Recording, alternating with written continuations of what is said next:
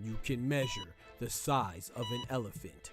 You can clock the speed of a cheetah, but you can't quantify the heart of a kings, queens, and in-betweens. Welcome to Dr. Boxing Talk. Stream starts now. The champ is here! The champ is here! The champ is here! The champ is here! The champ is here! The champ is here! The champ is here! The champ is here! If I tell you I'm good, probably you will say I'm boasting. If I tell you I'm no good, you know one line.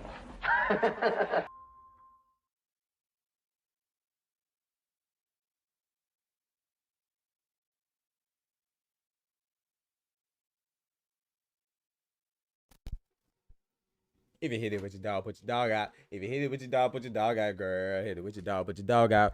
That's my dog. If you hit it with your dog, put your dog out. Yo, yo, yo, yo, yo. What's good? What's good?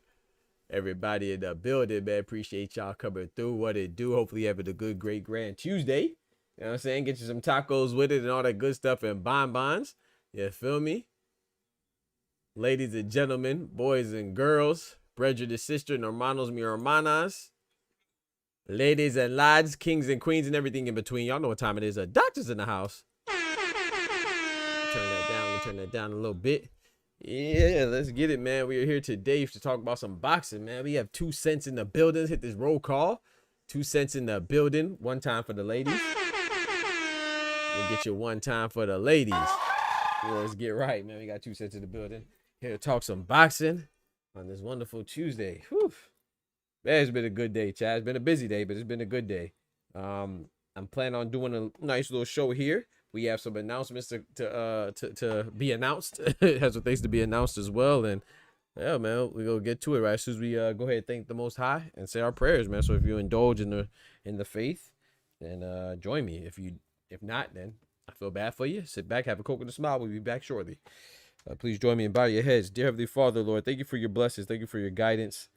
Thank you for all your mercies that you showed upon us. Thank you for allowing us to see another day, another week.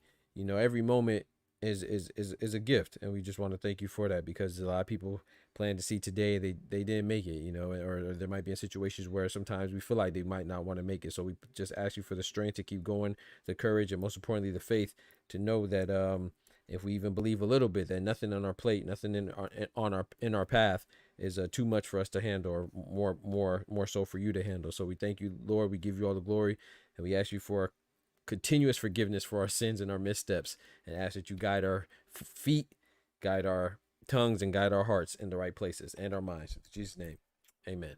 Amen, amen. Let's get it. Let's get it. Let's get it. So, we have some things to talk about, man. First off, I want to talk about we are doing something, chat. We're doing something big. You know, we're going over to Spotify. I mean, I don't know if it's big, but I mean, I've been contemplating it for a while. But we're gonna drop some episodes on Spotify, so be on the lookout for that. Sometime this week. We just gonna drop up on you like bow. You feel me? So probably this week. I'm not gonna tell you what day, but we're just gonna pop up on Spotify. So if you are driving or you indulge or enjoy your boxing information and sports talk, right? If you enjoy it over the airwaves like that and prefer audio like on Spotify or something like that while you're driving, well, then this is going to be for you. So I appreciate y'all rocking and giving me some feedback on that. But the community has decided that the majority has decided we go on Spotify. So we're going to do that. You feel me? So yeah, so I want to talk about that as well. And on Patreon, you know, shout out to the patrons. I'm going to also do a new series as well with featuring my mom.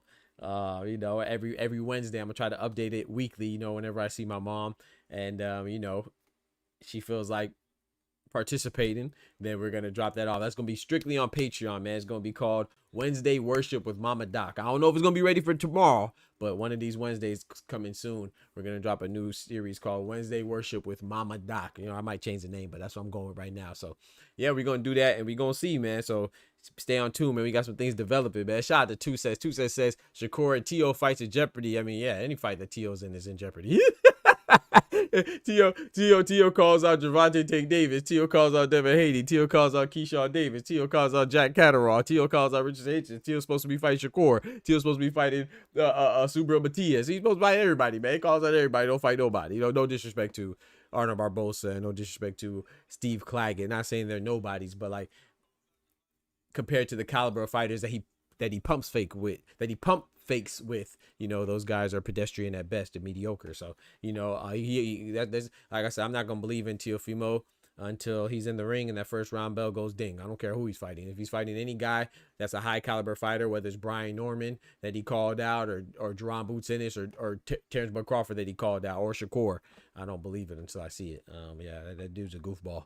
He is a champion though. Got to respect him. WBO champion, you know, longest reigning champion, 140-pound division. So shout out to him. Said why Spotify? I put out a what call. I put out a poll and people that participated on there, they picked Spotify. It doesn't matter to me. I could have did it on Spotify, could have did it on iTunes, could have did it on whatever else they have. You know, I just thought Spotify's the one that the people want, so the most. You know what I'm saying? So we're gonna do it on Spotify as well. So we got the YouTube show, and if for your listening pleasure, we're gonna put it on Spotify as well. But yeah, man. So I want to talk about Two says YouTube streets mad at me because I called Layla Ali petty. I mean, she is petty. I agree with that. I saw that video. She is petty. You know, what she's doing with Cliff shows is nothing but petty. You know, if you're not gonna fight, I don't mind. I hope they don't fight. But if you not gonna fight somebody, stop talking about it. You feel me? That junk is not only is petty, it's corny. Talking about somebody duck sparring. Who the heck duck sparring? That don't even sound right to say. You know, duck sparring. Sparring is practice. Who the hell ducks practice? You either can make it to practice or you can't make it to practice. You either go to the sparring session or you don't go to the sparring session. Ain't no ducking sparring. And the fact that nobody on her team is intelligent enough or even have the cojones about them to even check her on that. She's been saying that for years. Oh, she duck sparring. Who the hell duck sparring? I'm just an amateur boxer. I done been in there with professionals. I done been Tavares Thundercloud. Who's a light heavyweight. I boxed at 140.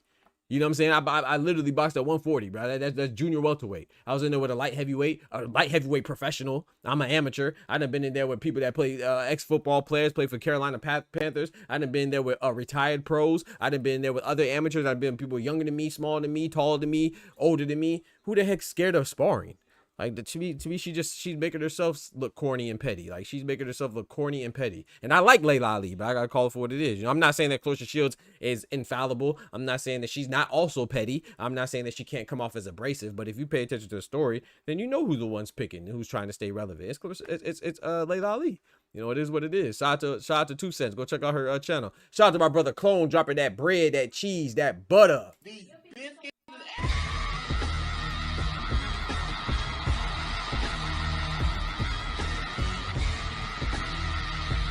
Shout out to our brother Clone. He says, amen, man. Good to see you, my brother. Feeling under the weather, man. God bless you, bro.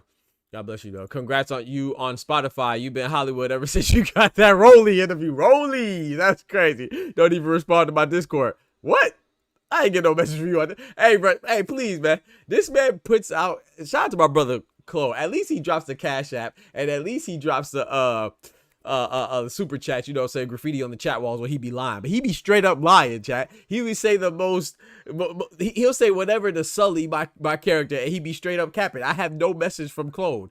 No message that's went unanswered. The man be capping, man. But shout out to my brother Clone. That's my brother right there. Thank you, Doc. Oh, you already know what it is, 2 cents. Me and you be here with it sometimes, a lot of times.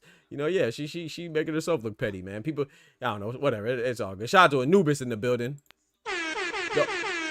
The only reason why I don't really talk about it is because I didn't watch that 30-minute rant that she went on about Clarissa Shields. I already know the story, so there's nothing new that she could tell me. She could just tell me in another way, using different verbiage. Like, you know what I'm saying the same thing she's been saying for 8, 9, 10 years, almost a decade, from when she first came at Clarissa Shields sideways on that Breakfast Club interview. You know what I'm saying? I'm not saying that Layla Ali, you got to pick sides, but, you know, there's clearly a wrong and a right. Now, Clarissa Shields, she had some missteps too. You know what I'm saying? Like I said, I'm not absolving her from any guilt or responsibility, but, you know, she didn't initially want to fight Layla. She looked up to Layla. You know what I'm saying? And Layla was the one that was kind of trying to diss her out of self-preservation for her own legacy, because she's scared. So she's scared of somebody being better than her. A lot of people are like that, though. You know what I'm saying? I definitely think Layla Ali is one of them. Shout out to my brother Unity in the building. Big member in the building. And shout out to you. Shout out to you, 2 cents. Shout out to my brother Rick Timms in the building. B-Dog in the building.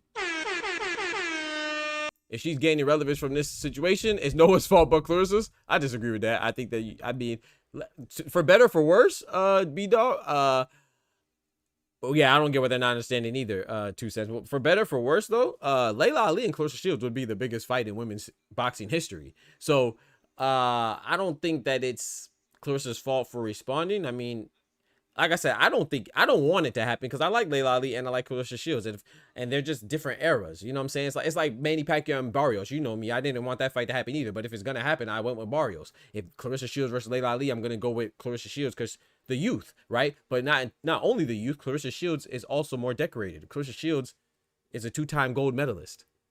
Layla's not. Clarissa Shields is undisputed in 4 different divisions. Layla's not. So Clarissa Shields is the younger one, you know what I'm saying, as well. So I just think that age disparity is too much. But if that fight was to come into fruition, that's the biggest fight in women's history, man. You know what I'm saying? I don't want it to happen, but that's a big fight. So I don't blame Clarissa Shields for entertaining it. I mean, and you gotta understand too, Layla Ali is the one that said, she put a price point. She said 15-20 million. Clarissa Shields said, okay, here go your money. Come take your money. You know, like I said, if you want to say she was bluffing, whatever. I mean, there's a whole lot of bluffing going on between both of them. So hopefully the GOAT just does her thing, man. Keep salute to the GOAT. Shout out to Layla Ali. We're a cooking show, you know. So hopefully she continues to do well as well, you know. But there's no question, outside of ego and outside of maybe personal feelings, who's the better fighter. Clarissa Shields is the best. I mean, her resume, including the personnel she's fought, including the accomplishments she's had in the amateur and in the pros, there's no question who's better. I mean, Layla Ali's not better than Clarissa as far as who has a better legacy outside of her father. You know, maybe Muhammad Ali has a better legacy than Clarissa, but not Layla. Katie Taylor doesn't have as good of a legacy as Clarissa Shields, and neither does Amanda Serrano. Clearly, she lost 3 times to Katie Taylor. Katie Taylor still needs to avenge Chantel Cameron. You know what I'm saying? I mean, well, she avenged it, but they need to settle their business because it's 1-1 in the trilogy. So there's some. Katie Taylor's also a legendary fighter, but she's not as good as Clarissa. Clarissa Shields is undefeated, 4-time undisputed, 3 different weight classes, and she's 2-time gold medalist. The last gold medalist besides her is what? Andre Ward. Freak out of here, man. We got to put respect on people's names, whether we like them or not. You don't have to like Clarissa, but to take away her accolades is crazy. And I think that's what people try to do. They try to diminish her efforts and her accomplishments in the sport and her contributions. Is crazy. An active 30-year-old in her prime versus a 47-year-old who's been active since 2007. Child, please. Girl, please. Child, please. Hey, Rick, you funny for that one. And she just took what Clarissa gave her. She wasn't using every opportunity to talk about Layla. I disagree with that. Bro, you got to understand. You got to go back, man. I don't think that Clarissa's taking it. You got to understand. First of all, to be fair, in respect to both of them, right? To be fair to Layla and to be fair to Clarissa, they're being asked these questions. You know what I'm saying? They're not just bringing her up. You feel me? But like I said, Layla Ali put the price point on it, and then how it initiated. Layla Ali was the one that was dismissive of Clarissa Shields, acting like she didn't know who she was or she's not a threat. You know what I'm saying? And you don't have to take, but that's what I'm saying. I think Layla Ali just demonstrates how egotistical she is. Everybody has an ego, but like hers is kind of excessive, right? Because when they asked her about Clarissa Shields, she could have just said, yeah, man, that's a new era. She's coming up. I'm working with her. I think she's going to be great. But that's, you know, you could have took a threat as in not a threat to me personally, but a threat to like maybe challenge or do great things in the sports like I have done. You see what I'm saying? Look how Michael Jordan talks about Kobe, or Serena Williams talks about, I don't know, give me a young Coco Golf. You know what I'm saying? Like they don't talk about it in like they're threatened by them. They just say, oh yeah, man, they're doing their thing, and I might even mentor you. Layla Ali did not go about it like that. You know, even Tom Brady talking about, I don't know, Patrick Mahomes or something. You know, there's some people that, you know, Shaq I love Shaq, the Diesel. I love the Diesel. But when it came to Dwight Howard, the Diesel I like Shaq more than I like Dwight Howard. But Shaq used to hate on Dwight Howard. That's what Layla Ali is to Clarissa Shields. She's a hater. It is what it is. But now she's cooking Clarissa. She gave her too much content. I don't think she's really cooking her, man. I just think that's Layla Ali yapping and having a lot of time on her hands. You know, and having a cooking show. So that's what she does. She literally cooks. You know what I'm talking about? She got them spices. Lee Jackson in the building. I hate that they tried to diminish her and never bring up her accolades. She went back to back. Come on now, clone. Come on now, clone. Hold on, let me read that again. My brother Clone is approaching the pulpit. Everybody face forward in your pews. Pastor Clone Me 12 is coming to address the congregation. I hate that they try to diminish her. Yeah. And never bring up her accolades. Yeah. She won back to back. Yeah. Back to back. Yeah. Back to back Olympic gold medals. Yeah. Talk to him. Talk to him. Talk to him.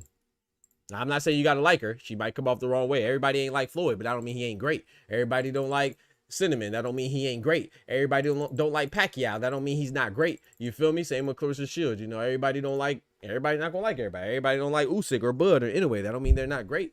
You feel me? Layla Ali has a lot more holes in her game than Clarissa. You know, it's so funny when people say Clarissa Shields, she doesn't fight anybody I know. Or she doesn't fight anybody. No, she doesn't fight anybody that you know. You know what I'm saying? Because you don't pay attention to women's boxing like that. But there's nobody that you can say Clarissa Shields avoided or did not fight.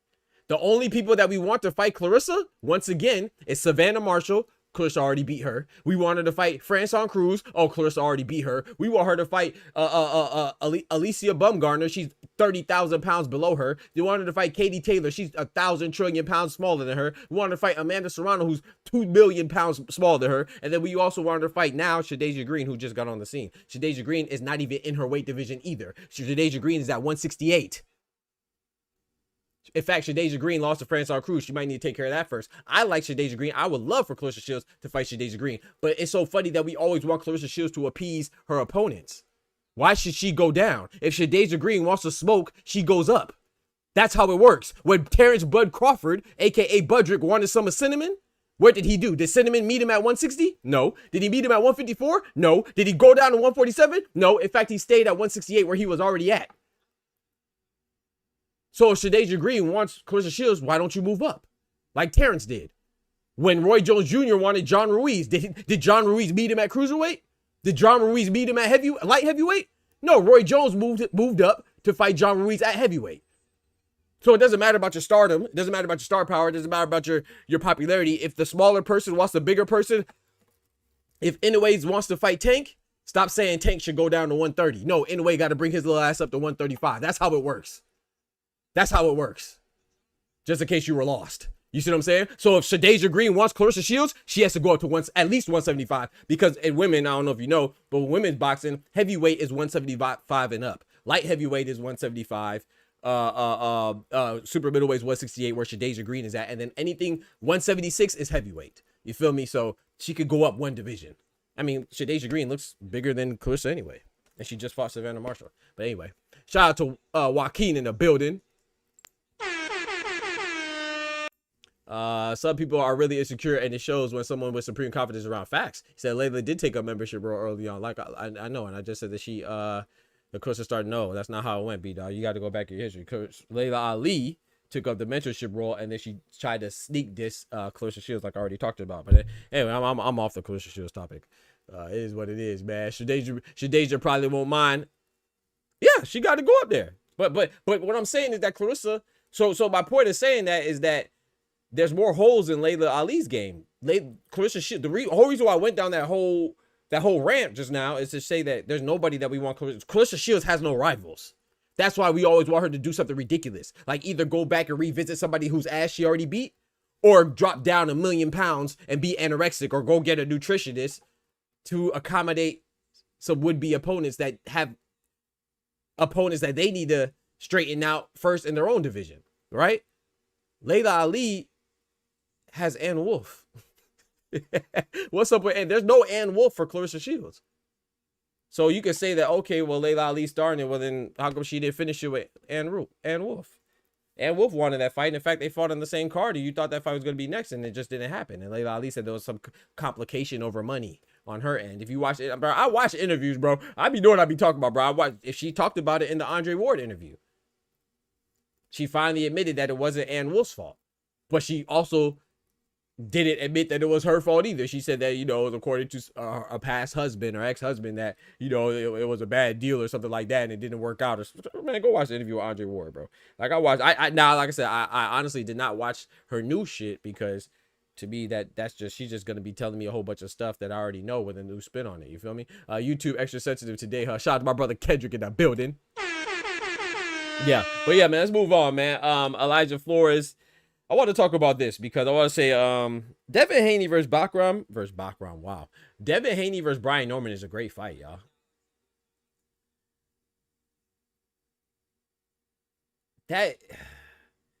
It's a great fight to where I don't even know why there's so much emotion about, not even, like emotion, like negative emotion towards it. Like, why do people think that this fight's not good? Like, it's like, okay, what I'm saying is that, like, people think, oh, you're crazy if you think Devin Haney could win. But then the people that think Brian Norman's gonna win, they say you're crazy if you think Brian Norman's gonna win. Or the people that are going for Brian Norman, they think Devin Haney has no chance, or vice versa. They think Brian Norman has no chance against Devin Haney. I think it's a 50-50 fight, in my personal opinion. They both have clear advantages and disadvantages.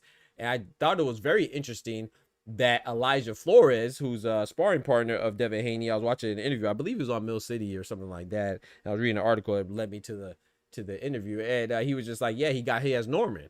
And, you know, he's a former sparring partner of Devin Haney, and he's a current sparring partner of Brian Norman. I don't think there's anything wrong with that. You know, people say, oh, yeah, well, you know, his sparring partner's picking him. I mean, what if Brian Norman's paying him a better, paying him a bigger bag than Devin Haney? Shit, I'm going to say he going to win too. You feel me? That's who he's currently working with. You know what I'm saying? What if Devin Haney was a little funny with the money? Maybe he didn't pay him enough. You know, that's what it came out to me. But nah, but all jokes aside, though, I don't think, you know, styles make fights. So because somebody is better for you stylistically, doesn't mean that the other person doesn't match up with them well. So for example, what I'm saying is Elijah Flores' style could be tailor-made for Brian Norman's.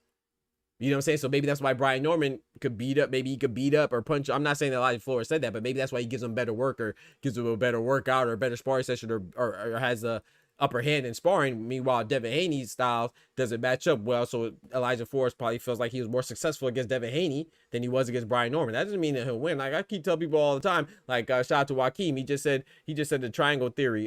Triangle theories work sometimes, but he said Layla Ali KO'd a lady that KO'd Ann Wolf. That doesn't mean nothing. I mean, there's a lot of people that go on like that. We know the triangle theory. I think it works more times than not in boxing, but it always doesn't work in boxing. So that's never a real excuse to not fight somebody. So what I'm saying is how it pertains to Devin Haney and Brian Norman. Brian Norman could beat Elijah Flores. Elijah Flores could beat Devin Haney. That doesn't mean that Brian Norman would definitely beat Devin Haney. It's just styles make fights, man. We see that stuff. You know, go back to, you know, even with Sugar Ray Leonard and Marvin Hagler, Thomas Hearns, and Duran, how they all matched up. You know, you just never know what's gonna happen. So I do think it's interesting, though. I love to hear it, because I think that Elijah Flores, or somebody who's been in there, it doesn't have to be Elijah Flores, but somebody who's been in there with both of them professionally, or I don't want to say recreationally, but professionally, or, you know, casually, or just for practice, it's good to see that experience and give their opinion. You know, I told you I'm leaning towards Brian Norman, but I think Devin Haney could seriously go in there and outbox him. There's no question that Brian Norman has an effect. Devin Haney will be the best boxer that Brian Norman has faced to this point, right? As far as in the capacity of a professional, right? And you know, on fight night, He hasn't fought anybody that's as skilled as as Devin Haney as a boxer. And then I could argue that, you know, outside of the PEDs, the PED filled racist Ryan Garcia, outside of him, I could argue that Brian Norman, that Devin Haney hasn't faced anybody as big or as athletic or as strong as Brian Norman in his career. You see what I'm saying? So even including Ryan Garcia, because I think Brian Norman's more athletic than him. Now, you know, Brian Norman might be a little stationary. We'll see how that goes, right? We'll see how it is. I just can't wait for it to play out, man. I think it's a 50-50 fight, though, in my personal opinion. I'm just leaning towards Brian Norman, but I'm not like 100% sure. Oh, yeah, Brian Norman's for sure going to win. But I do think and I will say this, too. I think if Brian Norman wins, he's going to stop him. But I don't think he has to stop him. Brian Norman, you know, he might have some other things that we haven't seen yet. A lot of people like to judge certain fighters off their lowest moments, so a lot of people go back to that Boca Chica fight. But I mean, he looked very good, and he looked very patient against Giovanni Santillan and against Derek Cuevas and against Jin Sasaki. He looked explosive. You feel me? So yeah, we'll see how it goes, man. I'm interested. Shout out to my brother Tufo in the building. So yeah, like Norman struggling against Randall. Exactly. A lot of people like to bring up the Randall fight. Yep. Devin's a way tougher task. I agree with that, Joaquin. Yeah. That's a good point. Like, a lot of people like to bring that up, but even then it's still like, how can I say? I agree with you, but like, we just never know till fight night, man. But we could get like some clues and some hints, right? We could get some clues and some hints, you know. And I love this. I love the entire card, bro. I think the card is amazing. I actually think I'm looking forward to Brian Norman versus Devin Haney the most for the 147-pound welterweight WBO belt. But the fight that I think is going to be the best, it's not Norman versus Haney. It's not David Benavidez versus Yard.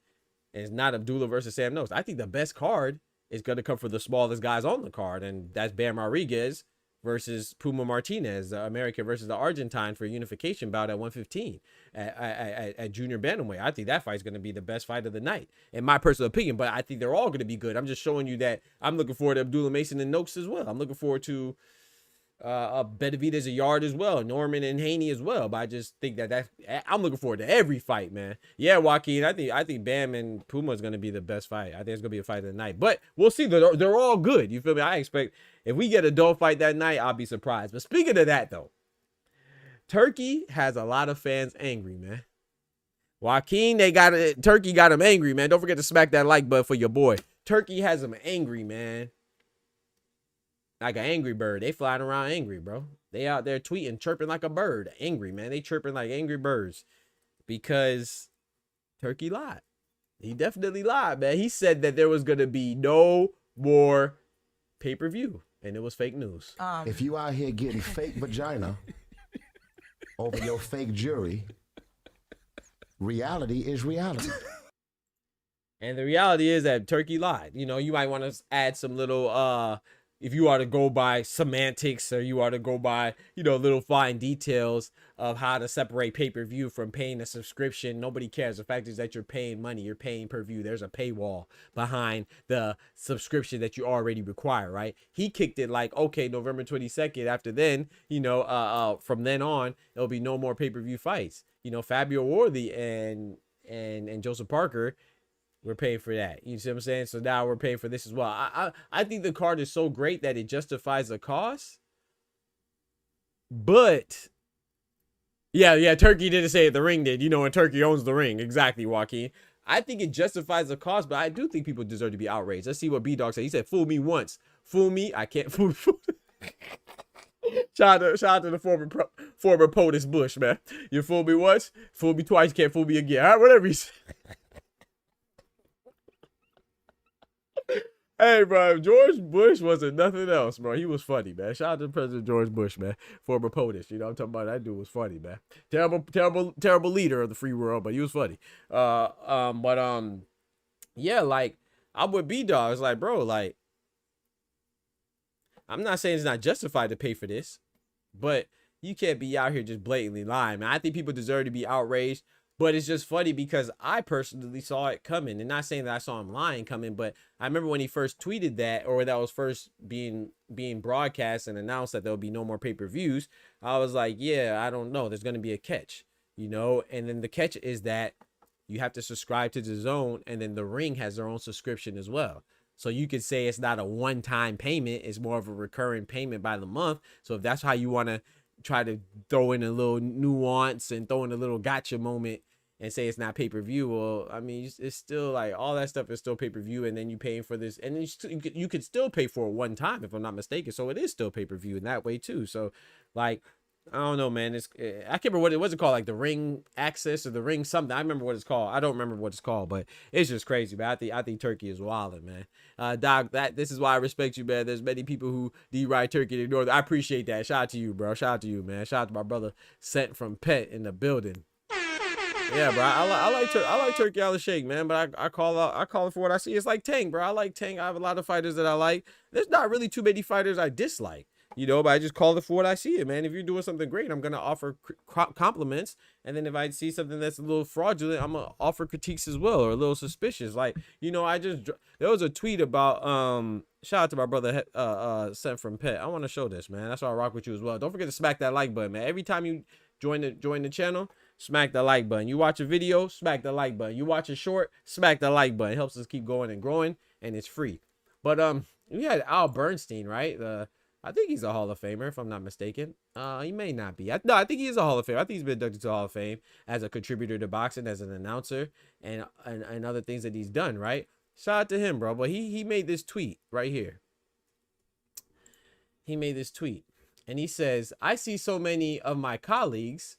And you just remind me of this because you said Turkey. I see so many of my colleagues taking swipes at fighters with negative opinions that seem excessive. Is there no gray area anymore? It is fair to offer a critique that sometimes highlights negative things, but the rush to characterize someone as bad or overrated or a fraud or all the things that are often said about fighters, to label them, seems like a simplistic and overly opinionated way of doing it. Any boxer or athlete, for that matter, in any sport, is owed a more nuanced approach. And I agree 1,000%. I agree. But what I don't agree with is this part. And this is what I said. I said it's funny that the same folks he's referencing, because he's talking about the ring. Let me be clear. Okay, so let me give the backstory. So the backstory to this comment is that Max Kellerman, just up until yesterday, very recently, he questioned Usyk's resume. Right? Al Bernstein wrote this. So Max Kellerman once again had another stupid ass moronic take, and he questioned Usyk's resume. I get what he's saying. He's saying as a heavyweight, he hasn't done much compared to how many, like the quantity of high opposition opponents in the heavyweight division specifically, is lacking compared to Muhammad Ali or Joe Louis or Lennox Lewis or whatever, right? So I get the point, but he just said that, you know, essentially it sounded like he was questioning Usyk's greatness, right? And he's basically saying it's fraudulent. And so he came out and said this, and I agree. I even made videos about it. Which means Usyk is good, but we do question other people, right? It was just when did Terrence Crawford fight Canelo? A month ago?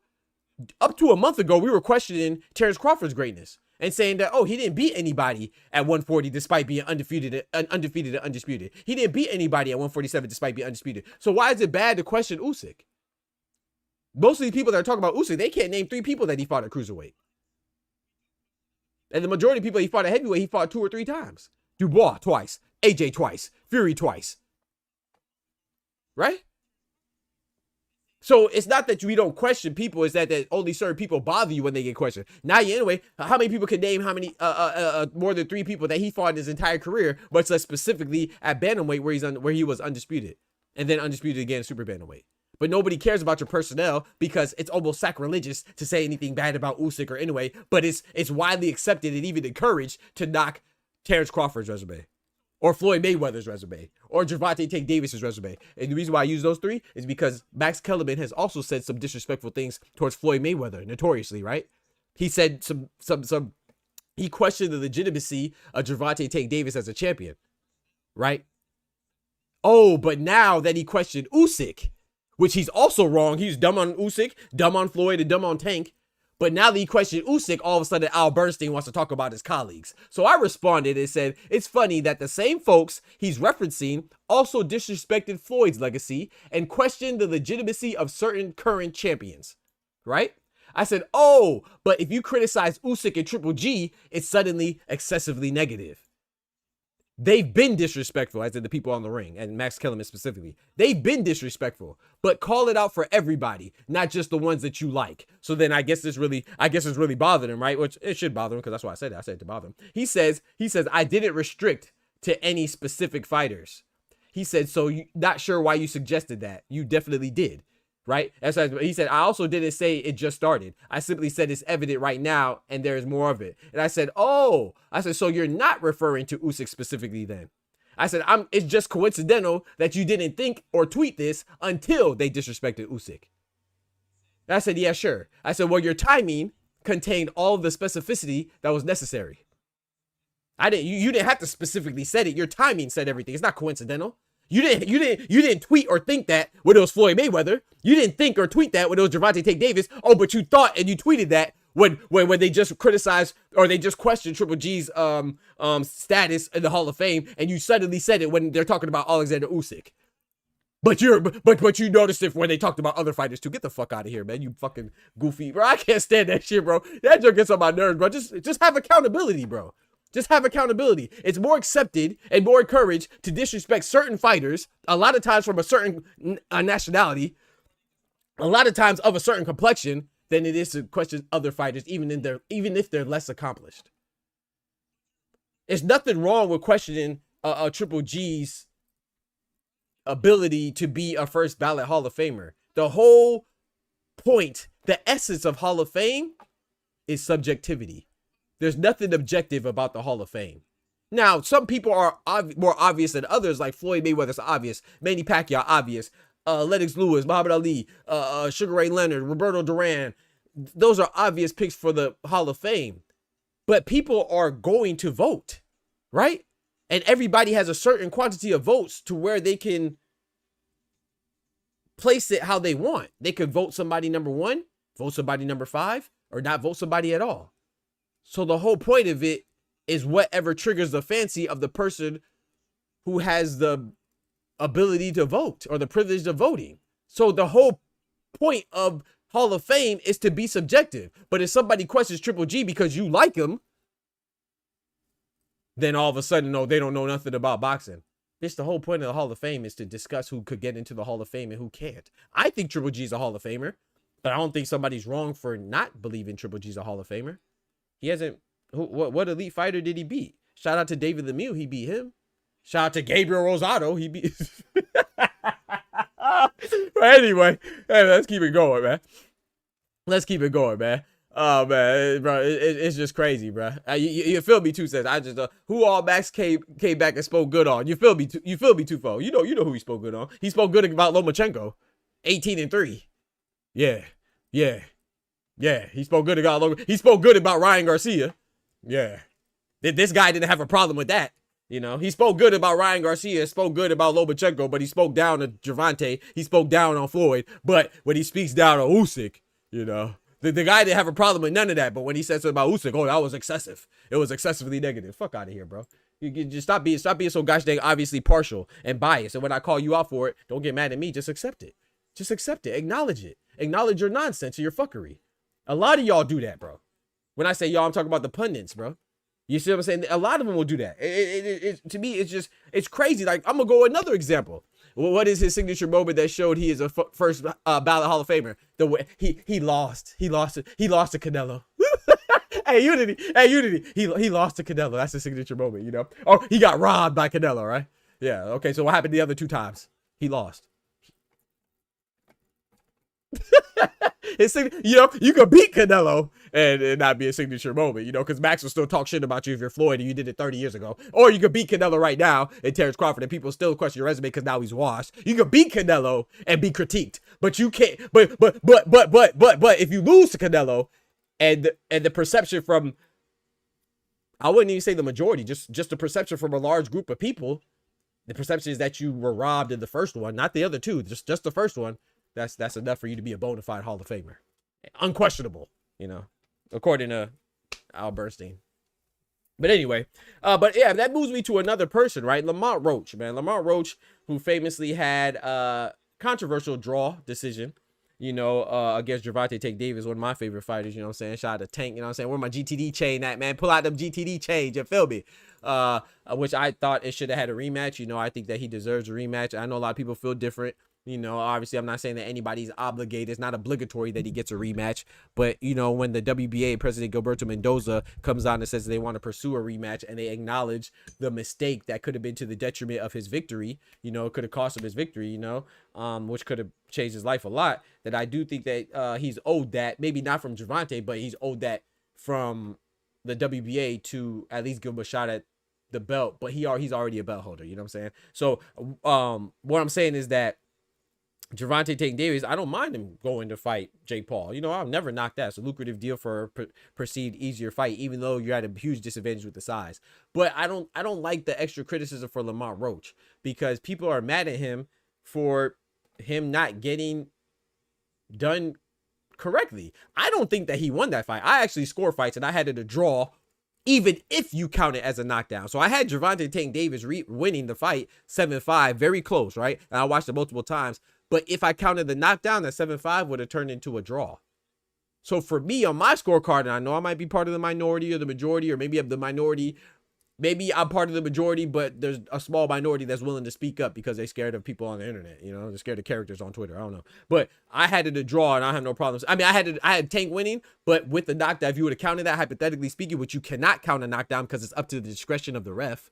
It's up to the discretion of the ref, right, to call a knockdown. So the judges can't make something a knockdown if the ref didn't call it. The fans can't do that either. We are not the authoritative figure in the fight. The official is. It is his job to officiate. So when somebody gets robbed, there might be a fighter that's the beneficiary of a robbery, but fighters fight, judges judge, and officials officiate. So it's the problem of the judges. It's not the fault of the fighters. So we need to stop, you know, blaming fighters for benefiting off of robbery. As much as I hated the Hopsicle Seisao beating Oshiki Foster, it wasn't because Seisao's fault. It was the judges who scored in his favor erroneously. You see what I'm saying? But let's keep it going though. So with Roach, right? I don't like how people are mad at him for being done dirty by the ref, being done dirty by the WBA. And like I said, I don't really put too much pressure on Tank as far as doing him dirty, because I don't think, like, it's up to the administrative bodies and sanctioning bodies to call the fights, right? Order the fight. So if Tank's a champion, that means that the WBA is allowing him not to fight Lamont Roach. So, but at the same time, still, I still got to give Lamont Roach that, because I think Lamont Roach, obviously he wants to fight Tank, and Tank doesn't want to fight. He'd rather fight Jake Paul. That's cool. So I understand Lamont Roach being mad at him as well. You see what I'm saying? Either way, I don't think Lamont Roach has done anything wrong. You see what I'm saying? But to tie it in with what I was saying about people moving the goalposts when it comes to like how to determine if somebody's good, like Triple G or Lomachenko or Tank or Floyd or Shakur or Duran, right? Check this out, bro. I read an article today, and Lamont Roach is going to fight Isaac Pitbull Cruz in December, correct? December 6th, I believe, if I'm not mistaken, right? This will be Lamont Roach's second division. This will be the second time he moved up in the division in 2 fights. Remember, because he's a 130-pound WBA champion. He moved up to face the WBA 135-pound champion. And now he's moving up at 140 to fight Isaac Pitbull Cruz, who's the WBC interim. Don't quote me. I think the interim, yeah, WBC interim, right? These are back-to-back fights he's moving up as a champion, right? And the article I read said that he wouldn't be great, because Lamont Roach said that if I beat Isaac Pitbull Cruz, you know, I'd be a great fighter. You gosh damn right he will. The article said he wouldn't be a great fighter. And I just thought that was funny, because if Naoya Inoue moved up to fight the WBA champion Nick Ball, which is only a 4-pound difference, we would say he's great, right? Even if he got a draw, right? When Bam Rodriguez is literally considered great right now because he moves up in weight when he fought Sonny Edwards and then moved up and fought old Juan Francisco El Gallo Estrada. So I'm not saying that Lamont Roach has to be great, but you praised other people for it. You praised other people for moving up in divisions that are much closer in weight disparity. So essentially you praise fighters for doing less once again, but you're questioning if Lamont Roach is great. Yes, he'll be greater if he fought guys at 140 like Teofimo. If he fought guys like Subro Matias, who's also a champion. If he fought Richardson Hitchens or somebody else who's considered the cream of the crop at 140. But he's going up again to fight an interim champion, Isaac Pitbull Cruz. Now, I know Isaac Pitbull Cruz has also fought at 135. He's a little short in stature, but he's a stocky little motherfucker. You know what I'm saying? A little strong neck ass motherfucker. You know, so when they say like, oh, Lamont Roach isn't doing anything, by fighting Isaac Pippen Cruz, you full of shit. He is doing something. It's not going to make him the greatest, but he's a champion in the game already. He just fought one of the best pound for pound fighters in boxing and came out with a draw in Gervonta Davis, and now he's moving up again. Put some respect on the man's name, bro. You know what I'm saying? Lomachenko was praised for moving up, wasn't he? Lomachenko was, they tried to wipe off his loss to Salido. Lomachenko was praised in a loss to Devin Haney. Lomachenko was praised for retiring instead of fighting Gervonta Davis. He get praised for everything. You know what I'm saying? He get praised for everything, bro. This man can't get praise. He can't get no love for moving up in back-to-back fights to 2 different divisions. Come on, bro. Like, we gotta stop it, man. Like, I'm a Tank fan, bro, but show the man some love, man. He said, good question, Kendrick. I'm not too familiar with his body of work. Triple G is really good, though. I got him a Hall of Famer, but I don't have... Bro, he beat Willie Monroe Jr. Shout out to Willie Monroe Jr. He beat Curtis Stevens. You know, you feel me? He beat some names now, you know. David Lemieux, you feel me? He beat some names now.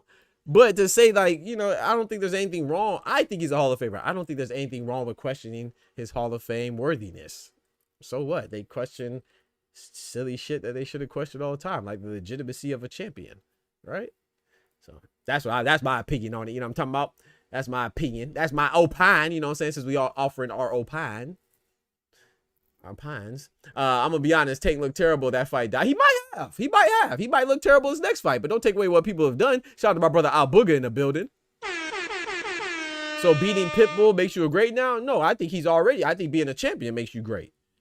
Now, if you say, I think all the champions are great. Now, there's a level of greatness that doesn't make him as great, but yes, absolutely, beating Pitbull, going back to back in 2 different weight divisions, absolutely, that makes you great. That's absolutely. I just think that people, and correct me if I'm wrong, 2 cents, which I'm sure you will, you know what I'm saying? Shout out to Boss Lady, you feel me? You like Tank, so I correct me if I'm wrong now. I feel like, just because I feel this way doesn't mean it's correct, but I feel like because you like Tank, you think that praising Lamont Roach is somehow negative on Tank. You should be praising him too. Because even if he's great, now granted, it was a draw, but he didn't lose. So the greater Lamont Roach does, the better it looks on Tank. If he goes in there, now people are going to think the opposite. They're going to say, oh, Lamont Roach stopped Tank. Lamont Roach, if he stops Pitbull, they're going to say, oh, Lamont Roach stopped Pitbull. Tank couldn't even stop Pitbull. Who cares? He didn't lose to Pitbull. You know, people just manipulate things how they want. You see what I'm saying? Of course, you're going to, like, the person that fights a guy or a girl afterwards, you should do better. Like I saw somebody say Virgil Ortiz beat Madrimov better than Terrence Bud Crawford. Duh, you supposed. No, first of all, I disagree. I don't think Virgil Ortiz beat Madrimov in a better fashion than Bud, but he's supposed to. Bud already gave you the blueprint.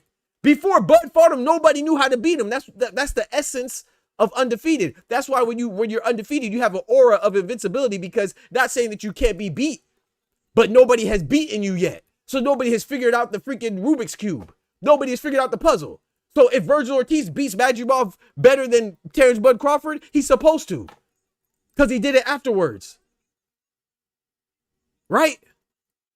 So if Lamont Roach beats Cruz better than Gervonta Davis did, he's supposed to. Bivol beat Canelo better than Floyd did, he's supposed to. What are we talking about? It's not supposed to get harder.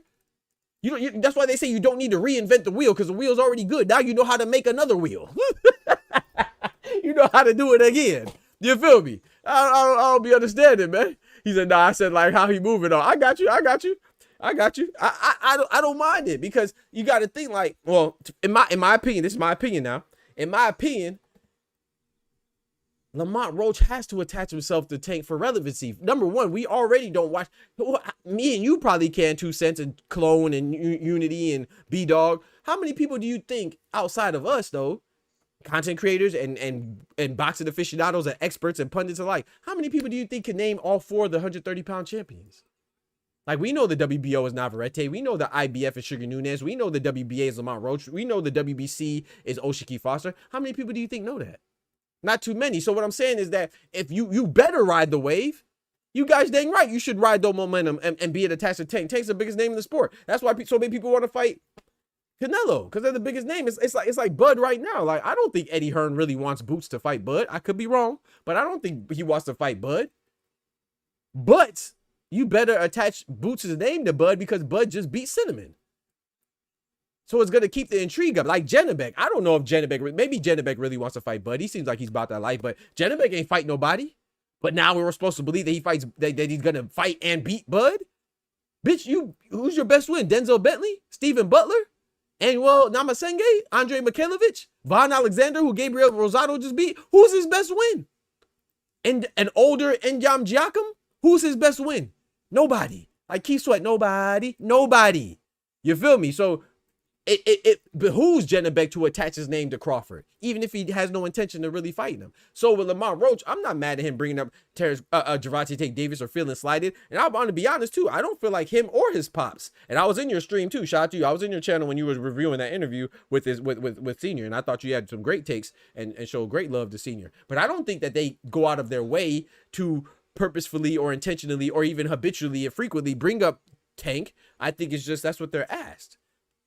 Same thing I said about Layla and Clarissa Shields. Whether you pick sides or not, I don't think that they just walk around through Costco screaming each other's name, but I think people ask them about it. So, they're going to lay into it because, bitch need to talk about it. Bitch need to talk about something. I knew who Roach was. I tried to interview him after the Garcia fight. That's what I said. I said, we do. Yeah, that's what I'm saying. We know outside of us. I'm saying, who knows? Who knows? I mean, Lamont Roach, before he fought Tank, if I'm not mistaken, he just fought Frago McCrory on Pro Box, right? I think so. So, yeah, that's what I'm saying. So, we know, but how many people know? So, yeah, of course. It's like Benavidez, too. It was beneficial for Benavidez to attach his name to Canelo. Morrell to attach his name to Canelo, or even David Benavidez. It's always beneficial like that. So of course, we're going to say that. We're going to say, oh, it's just like when Terrence Crawford beat Canelo. What are we going to say? Oh, who did it better? You know what I'm saying? At one second, one time, oh, Terrence Crawford is just going for a money grab. He doesn't even believe he can win. And then when he wins, now it's we celebrate his victory for like a day and a half, and then we say, oh, well, he didn't beat him as good as Floyd did. He didn't beat him as good as Bivol did. Oh, well, he might be injured. Oh, he might be washed. You see, that's the nature of boxing. So boxing fans, man, people aren't impressed by nothing, even though they have the least impressive resume of their own personal self. Their resume ain't shit, but they always critiquing somebody else's resume. Bitch probably ain't even got a resume. What you talking about? So yeah, I don't think Lamont Roach is doing anything wrong, man. I just think that he's being, I ain't saying victimized like he's soft or nothing, but I think he's the victim of a lot of that. Like, I like Roach, bro. I thought Tank won, like I said. I would love for him to get the rematch. I think Roach deserves it, and I think Tank would beat him. But I don't think Lamont Roach did anything wrong. He went in there and tried to win. That's what, you know what I'm saying? We can't knock somebody for trying to win and riding the momentum. So I thought it was dope what he did, that little skit with the menu and whatever, like when he had Tank on the menu, Usyk on the menu, who else he had on there? I think he had Gary Russell Jr. on there. I thought it was dope. Excuse me. And obviously Pitbull on there. I thought it was dope, man. I think he's supposed to do that. So you gotta think it's probably frustrating for him too, right? It's probably frustrating for him to get asked that question all the time. And you know who should be asked about it the most? It should be Tank, you know? So, you know, even like, oh, you know, asking Terrence Crawford what's he going to do. And people are saying, oh, you know, this is a weak move if he fights. Like, people are already judging what he could potentially do. Like, oh, if he's weak, if he fights Cinnamon. Oh, he needs to fight Cinnamon. It's the biggest money. Oh, if he goes down to 160, it's not even worth it. Who's down there? Jenna Beck, and nobody knows them. And, oh, he needs to fight Boots. If you don't fight Boots, he's ducking. It's like, bro, come on, bro. Like, the man might retire. And the people going to say, oh, he retired. You know, he's scared. He didn't want to defend the belt. It's always going to be something, man. Bitch, I always going to have something to say, man. You know, don't put me in that. You know, I'm casual, but I pay attention to talent. Meaning how the boxer actually fights in the ring. Yeah, true. I was just, you know what I'm saying? I just show you some love, you know what I'm saying? Can I call it? Absolutely, clone. Yes, sir. Yeah, ESPN really tried it with erasing that Salido. Come on now, B-Dog. And you thought it was like, oh, it's an accident. No, it wasn't no accident, bro. They really tried to do that. Yeah, Roach surely deserves his credit. Come on, Rick. Like, we can't knock people for trying to win. They're supposed to try to win. What are they supposed to do? Go and lay down because you like the other fighter? Like, come on now. I don't think Roach is doing anything wrong, man. My personal opinion. I think he's being done wrong by fans, by his opponent, by the section of the body, and by the referee who had a blunder. But I don't think the referee did it intentionally. I just think it was an accident.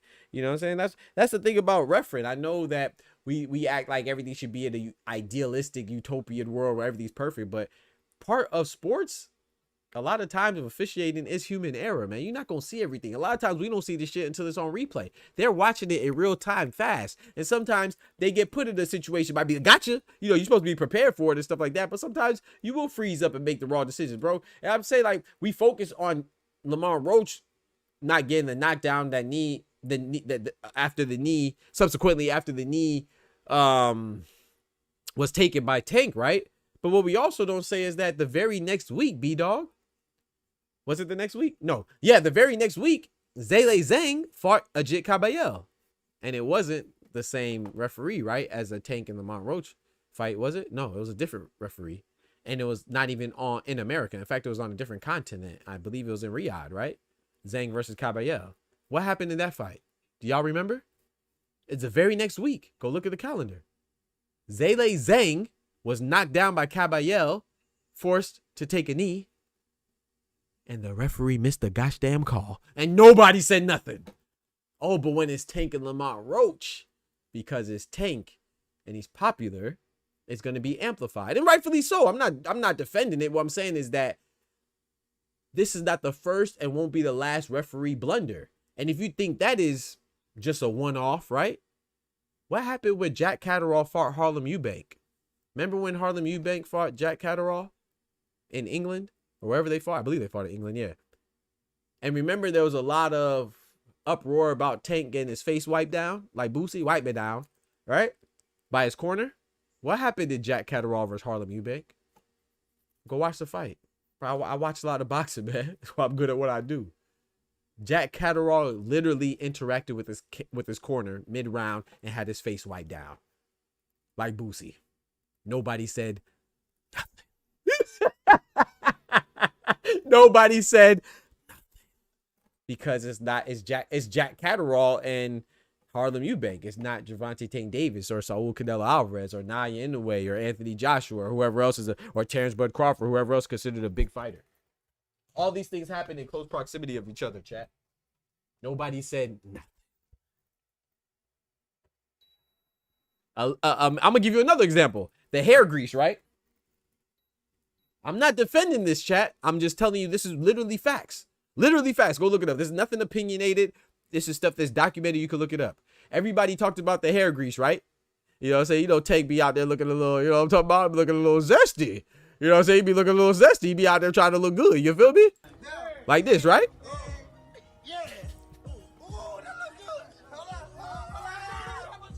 Like Boosie, you feel me? 2 cents, like Boosie. 2 cents, like Boosie, you feel me?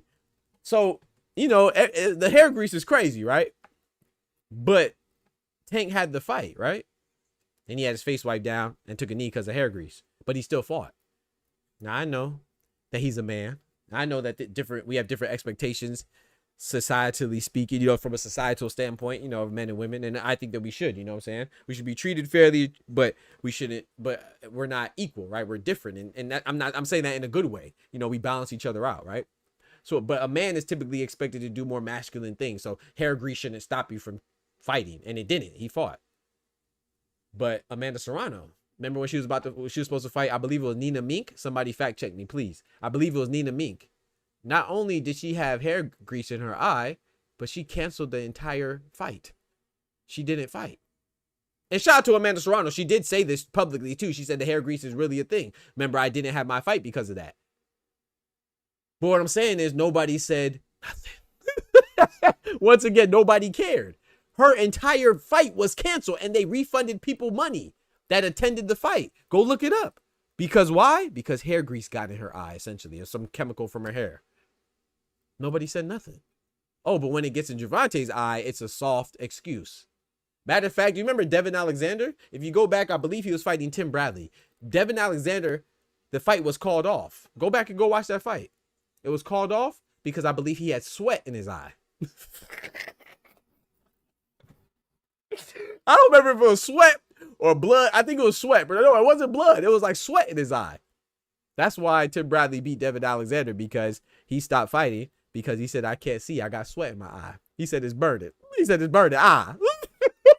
Hey, shout out to Devin Alexander, man. The man's biceps are crazy, bro. It's like Carmel Moten's biceps, you know what I'm saying? But his are crazy, but they look like it was gosh dang defective or something. But anyway, yeah, go watch that fight, bro. Yeah, sweat in his eyes, so he stopped fighting. I'm not, bro. If you can't see, I think that's a good enough reason. I think that's a pretty good reason not to fight, bro. You can't see.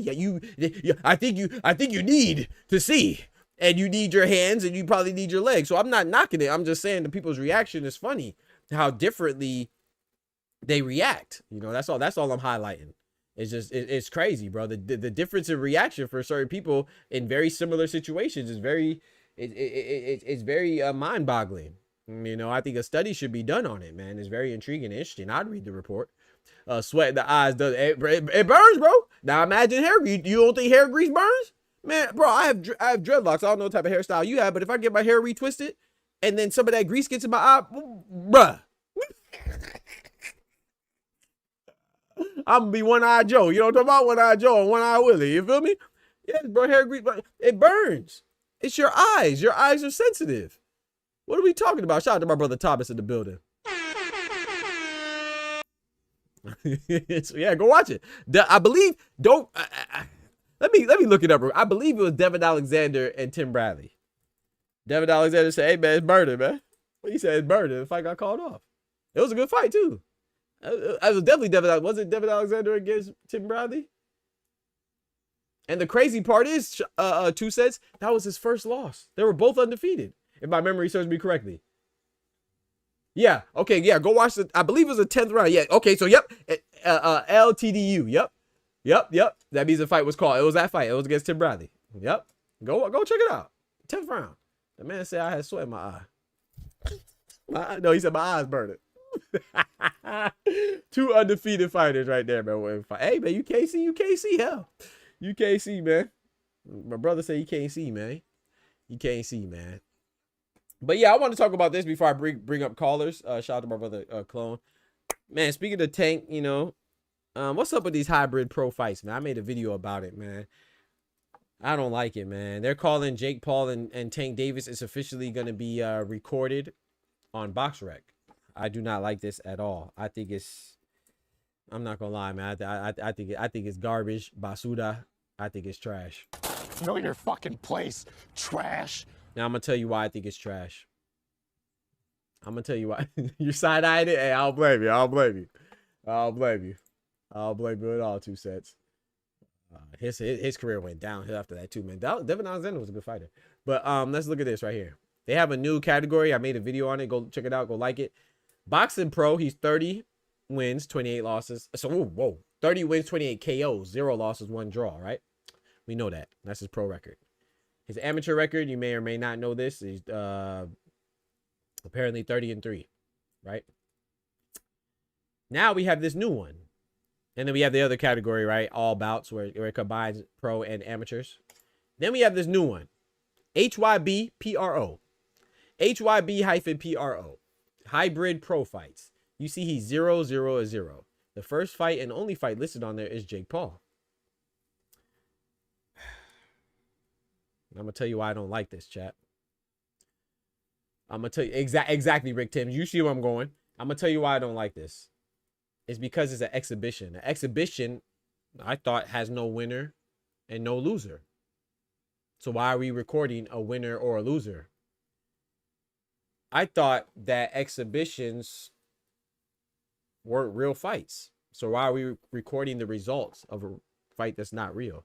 I thought exhibitions are usually for like people of celebrity status, like a social media influencer or somebody that's not accustomed to the sport. So why are we interested in keeping records and results of that, right? So I think Boxing Rec is I think this is a bad sign for boxing, because Boxing Rec is supposed to be respected, right? And I think that this is kind of a sign of them kind of capitulating, you know what I'm saying? And I don't want to say bending the knee or nothing like that, but they're kind of acknowledging where boxing could be going, you know, and going down the road of graying the line, no gray area between what's real and what's fake. I don't mind Jake Paul versus Tank, because, you know, I treat it like a celebrity match. You know, when we watch the Celebrity All-Star Game, which is what I would equate this to, we see Kevin Hart, Beyonce, Taylor Swift, Denzel Washington playing the game. We don't confuse that with what LeBron does against Giannis, or Giannis does against Steph, or Steph does against Jason Tatum, or Tatum against Luka, or Luka against,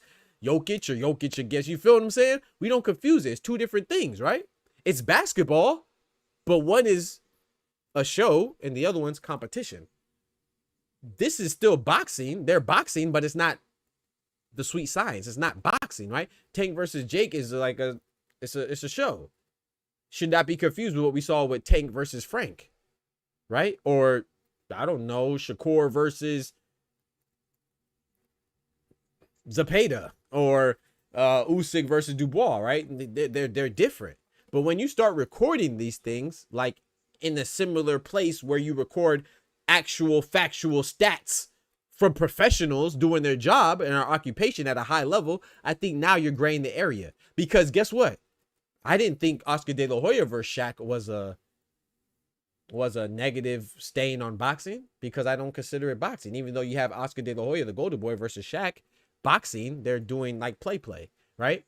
But if we're going to call this one a hybrid pro, then maybe we need to retroactively change some statistics of other fighters, right? Maybe we should go and call Tyson Fury versus Francis Ngannou.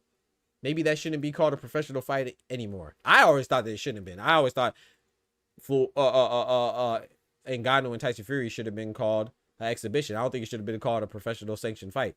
But that was, right? So what's the difference between Tank and Jake Paul? I mean, I know there's a big size differential, but what I'm saying is that outside of the fact that one's a professional athlete and the other one also has fights, right? So now you're going to have to get into like the details and the nuances of why this one is and this one's not qualified as a real fight.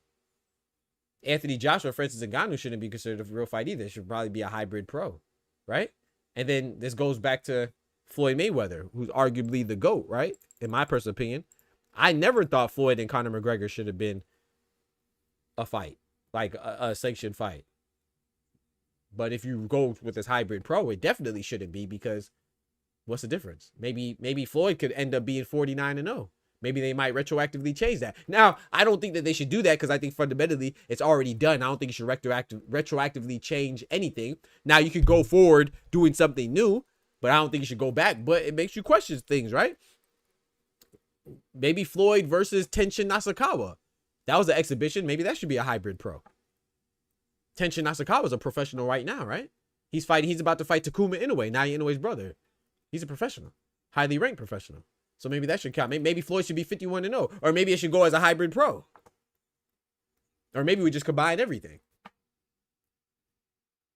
Yeah, I think they're trying to water it down, man. I think this is terrible for boxing. I don't think it should be recorded. If it's a professional fight, then okay, record it. But if it's an exhibition, let's keep it clear, bro. I don't think that boxing rec should do it. It's a new category. Doc, folks, cool with Dana changing the rules and reset. Yeah, it's a new category, but hey, that's how it starts off. What I'm saying is that's how it starts off. 2 cents. It's a new category. What we don't really see new categories, right? We have the new category for the Team Combat League, but that's still boxing. You see what I'm saying? They still match them up by the rules of boxing, right? They're still similar weight classes. They're still going in having the typical glove size. They still weighing in. You know what I'm saying? They're still you feel me? It's still boxing. It's just, so that's why the TCL has their own. But that makes sense. But a hybrid pro, it's like, bro, like, come on, dog. Hybrid pro. That means you're attaching the word professional onto it. So don't be surprised if one day hybrid pro, we won't be able to tell the difference between boxing pro and hybrid pro. It's just going to be all one. There's no taking up for this shit. There's no rationalizing that could fix Jake versus Tank shit. Yeah, I think it's like I said, I don't mind. I honestly don't mind it happening, but I don't like where they're blurring the lines, man. Don't blur the lines, man. But let me finish reading in 2 cents. It's a new category, Doc. Folks cool with Dana White changing the rules and ring sizes. That's true. They got to find a way to compete and stay on top. That's true. The traditional boxing fan is not the majority, unfortunately. I agree 1,000%. I'm saying, but I agree with you, but I also want to add that I'm just saying it's dangerous. I think it's dangerous because I think it's watering down the sport. It's lowering the expectations of the sport. It's lowering the integrity of the sport. It's diminishing the purity of the sport. The sanctity. I don't like it, bro. Sis. I don't like it. I think it has everything an official fight has. Referee, 3-minute rounds, judges, the winner. It just couldn't be sanctioned due to the way. Yeah, exactly. But that's enough, though, B-Dog. That's enough, bro. If it's not, bro, you can't. My point in bringing up the NBA, thank you, B-Dog, because maybe sometimes I don't expound on my ideas. And you know, I talk so fast. You know, my mind be going a million miles a minute. So the reason why I brought up the NBA is because we don't record. Like we joke and record like, oh, Kevin Hart was an MVP or whatever. And even his MVP is a joke, right? He could not do anything and get the All-Star, Celebrity All-Star MVP. When you start to record things like this, bro, like you're kind of considering them in similar lights. You see what I'm saying? So once it's an exhibition, that's it. I don't care if it's an exhibition because of the glove size. I don't care if it's an exhibition because it doesn't qualify as a professional sanctioned fight in that state, which is what you're talking about, right? It couldn't go in Georgia because they wouldn't approve it because of weight discrepancy or whatever it is. So they moved down to Miami. Even going to Miami, they still couldn't call it a pro fight. They had to call it an exhibition. Even by Miami standards or Florida Athletic Commission standards, whatever you want to look at it as, right? Categorize it as. Either way, it wouldn't count. It doesn't fit the description and meet the criteria for a professional fight. So why are we using a platform to record professional and amateur fights that are considered legitimate in the sport? Why are we even considering them or quantifying them or qualifying them or recording them or categorizing them on the same platform that we do real legitimate fights? Bro, I'm telling you, bro, I'm gonna watch. All right. They're just trying to water it down, bro. They're watering it down. You see, Jake Paul versus Mike Tyson was a sanctioned fight. Mike Tyson versus Jake Paul should be a hybrid pro. No? No? Come on now. 90% of Jake Paul's fights should be a hybrid pro. Jake Paul already is counted as beating Nate Robinson. Did we forget that? Jake Paul has a W for beating Mike Perry. He has a W for beating Mike Tyson. He has a W for beating whoever else he fought. Tyron Woodley, Ben Askren. He has a W for that as a sanctioned fight. They're already watering it down. Now you're just adding more water. It's about to be flooding this bitch. It's about to be a flood in this bitch. Bitch gonna be, gosh dang, you gonna be swimming ducks. They gonna be, gosh dang, goldfish. You feel me? It's gonna be, gosh dang, deep sea diving, manatees. Hey, watch, it's gonna be flooding this joint. All right, you keep on adding water, bro. Keep on adding water, bro. It's just this. It's just this time. It's just this time. It's just this one. All right. All right. We gonna see. We gonna see. We shall see, my brother. I hope you're right and I hope I'm wrong. But the evidence is leaning towards my side. You feel me? Let me pull up my brother Clone, man. Anybody could call in now, man. I'm about to open it up for phone calls. I think I talked about everything I wanted to talk about, yelled about everything I wanted to yell about. Shout out to my brother Clone, man. Pull up, man. Pull up. The lines are open. The Discord link is in the chat. Open up to everybody. Misfits might as well be a hybrid. Right. Exactly. Exactly. So now, like I said before, we're going to go back and recategorize things. Floyd could end up being 49-0. You feel me? All right, now. Don't act like they don't try to revise history all the time. We just had Gabriel Rosado try to force down our throats that Miguel Cotto was screaming for the Antonio Margarito rematch like a lion, when in actuality and all reality and outside of his parallel universe that he lives in, Miguel Cotto did not want the rematch. Emphatically. In fact, the rematch didn't happen for 3 years because they finally convinced him. But people practice revisionist history all the time. So they might revise Floyd Mayweather. He might be 49-0 because that one fight with McGregor might be a hybrid pro. Got him. Got him. Oh, man. Shout out to my brother Clone in the building. My guy, what's good, man? Yo, what up, bro? What up with it? Calling in to chop it up with you, man. I ain't talked to you in a minute. I know, man. I hope everything's good with you, man. You know what I'm saying? You ain't out there in the sunken place. hey, blink twice, man. Nah, I'm with my Jewish girl, brother. We just kicking in stuff. That's what I'm talking about, man. That's dope, we man. just kicking in stuff, man. How you been, bro? I've been good, man. You been MIA ever since you got that Rolling interview. That's crazy. And when the Canelo lost, you took a vacation. Hey, man. You know, I had to recuperate, man. I was hurt, man. My boy Cinnamon went down. Hey, man, it's been rough for me this year, man. Tank had the controversial draw, you know what I'm saying? People talking about he got hair grease in his eye, taking knees. We got Cinnamon losing to the smaller guy, Budrick, bro. Hey, it's been rough. Caleb Plant got upset by Resendez. Hey, my favorite fighter's been looking shaky, baby. They've been looking shaky, bro. Bro, all my money and hope is in Junto Nakatani and Clarissa Shields. If they lose, I'm dead. You ain't gonna see me no more. The channel dead. If Juto and Clarissa Shields lose, oh, the channel dead, man. No more Dr. Boxing talk. Y'all better get it popping with I the ain't got VODs. Clarissa losing to nobody. She gonna retire undefeated. Bro, I hope so, bro. Yeah, I man. ain't got her losing to nobody. So what was the top? What your gripes today? Hey, man, you know, I was yelling about a whole bunch of stuff, man. I was yelling about, gosh dang, Shields and Layla Ali. That wasn't on the schedule, you know. Shout out to 2 Cents. So we talked about Layla Ali and Clarissa. Talked about Devin Haney. People I feel like are, I just feel like they're too hot and cold with Devin Haney and Brian Norman. I feel like people are saying, oh, either Brian Norman has no chance or Devin Haney has no chance. I understand being a fan, but I think this is a great fight. You know, I think it's 50-50. So I talked about that. I talked about Roach. I feel like people think that he needs to do more to prove he's great, and I feel like he is proving he's great. He's a champion that moved up to fight Tank, and I'm moving up again to fight Pitbull. Now, I'm not saying he's the greatest, or I'm not saying that he's as great as others, but you know, I get what you're saying. But that's great, bro. We celebrate that. If anybody else moves up a division to fight somebody, we gonna celebrate it. Why we can't celebrate Lamar Roach? Why he got it? He got a lot of unwarranted hate. I don't know why. Yes, bro. A lot of it, bro. And it got partly to do with Tank though. Mm-hmm. I agree. Same with Benavidez, right? Benavidez gets a lot of hate from Canelo fans. You know, I just have to be a Canelo and a Tank fan that doesn't hate Benavidez or Roach. I don't see the conflict of interest there. For me, there's nothing to, you know, I could like them all. You feel me? Like gosh, they ass catch them, man. You know, catch them all. I like them all, man. Do you feel like Tank legacy is in jeopardy since he chose to fight Jake Paul and not like a real opponent? Yeah, but you know, I think Tank's legacy has always been in jeopardy. Because people, you know, don't like Floyd and people question Floyd's greatness. But I will say this: I think it's fair that it's in jeopardy now with Jake Paul. Before I didn't think it's fair. I think it's fair to question how strong his legacy will be, or how, you know what I'm saying, how solid it would be compared to what it could have been because he's fighting Jake Paul. I still don't think it's fair to question what he's done.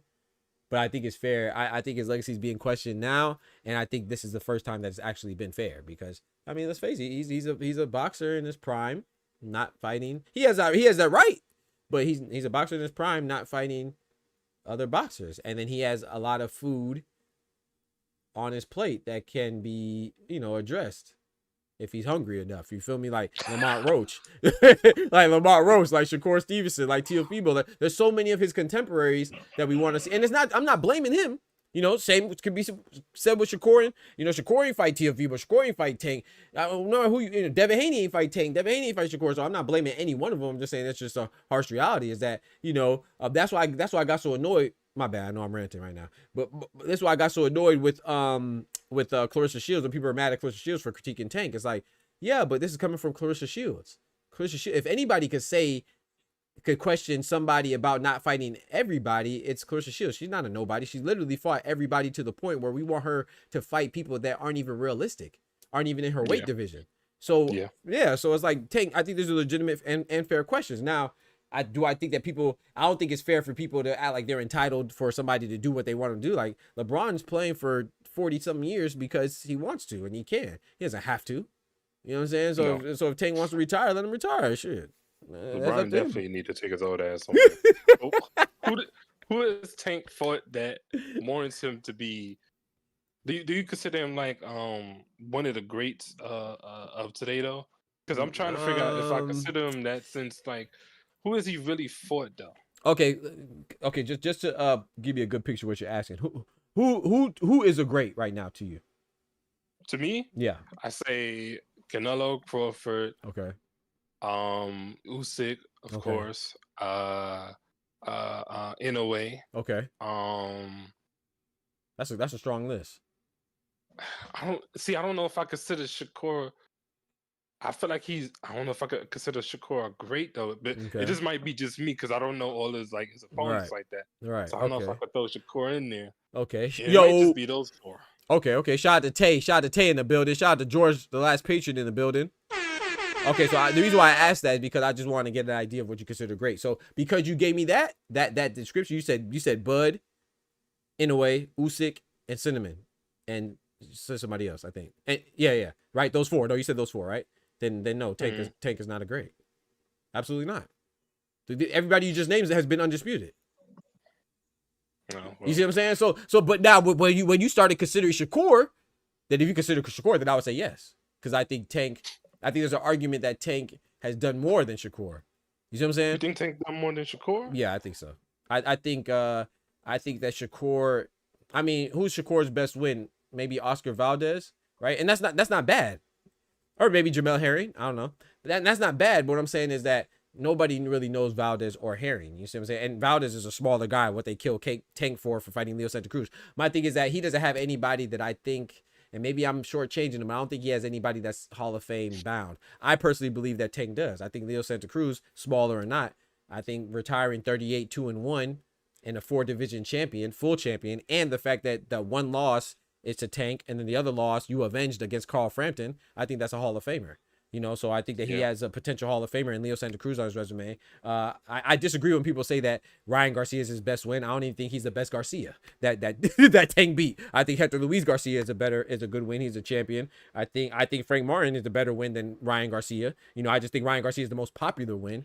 I think Isa Pippen Cruz became a champion, right, after Tank beat him. That's great for your resume. Rolly Romero became a champion. He's a champion right now after Tank beat him. That's great for your resume. Mario Barrios is a champion in 2 higher divisions after Tank beat him. That's great for your resume. You know, Shakur just doesn't have anybody like that. You know what I'm saying? Oscar Valdez just got packed up by Navarrete again. Artem Harchian already lost to Frank Martin by the time he beat him. Josh Padley, he that's a good win.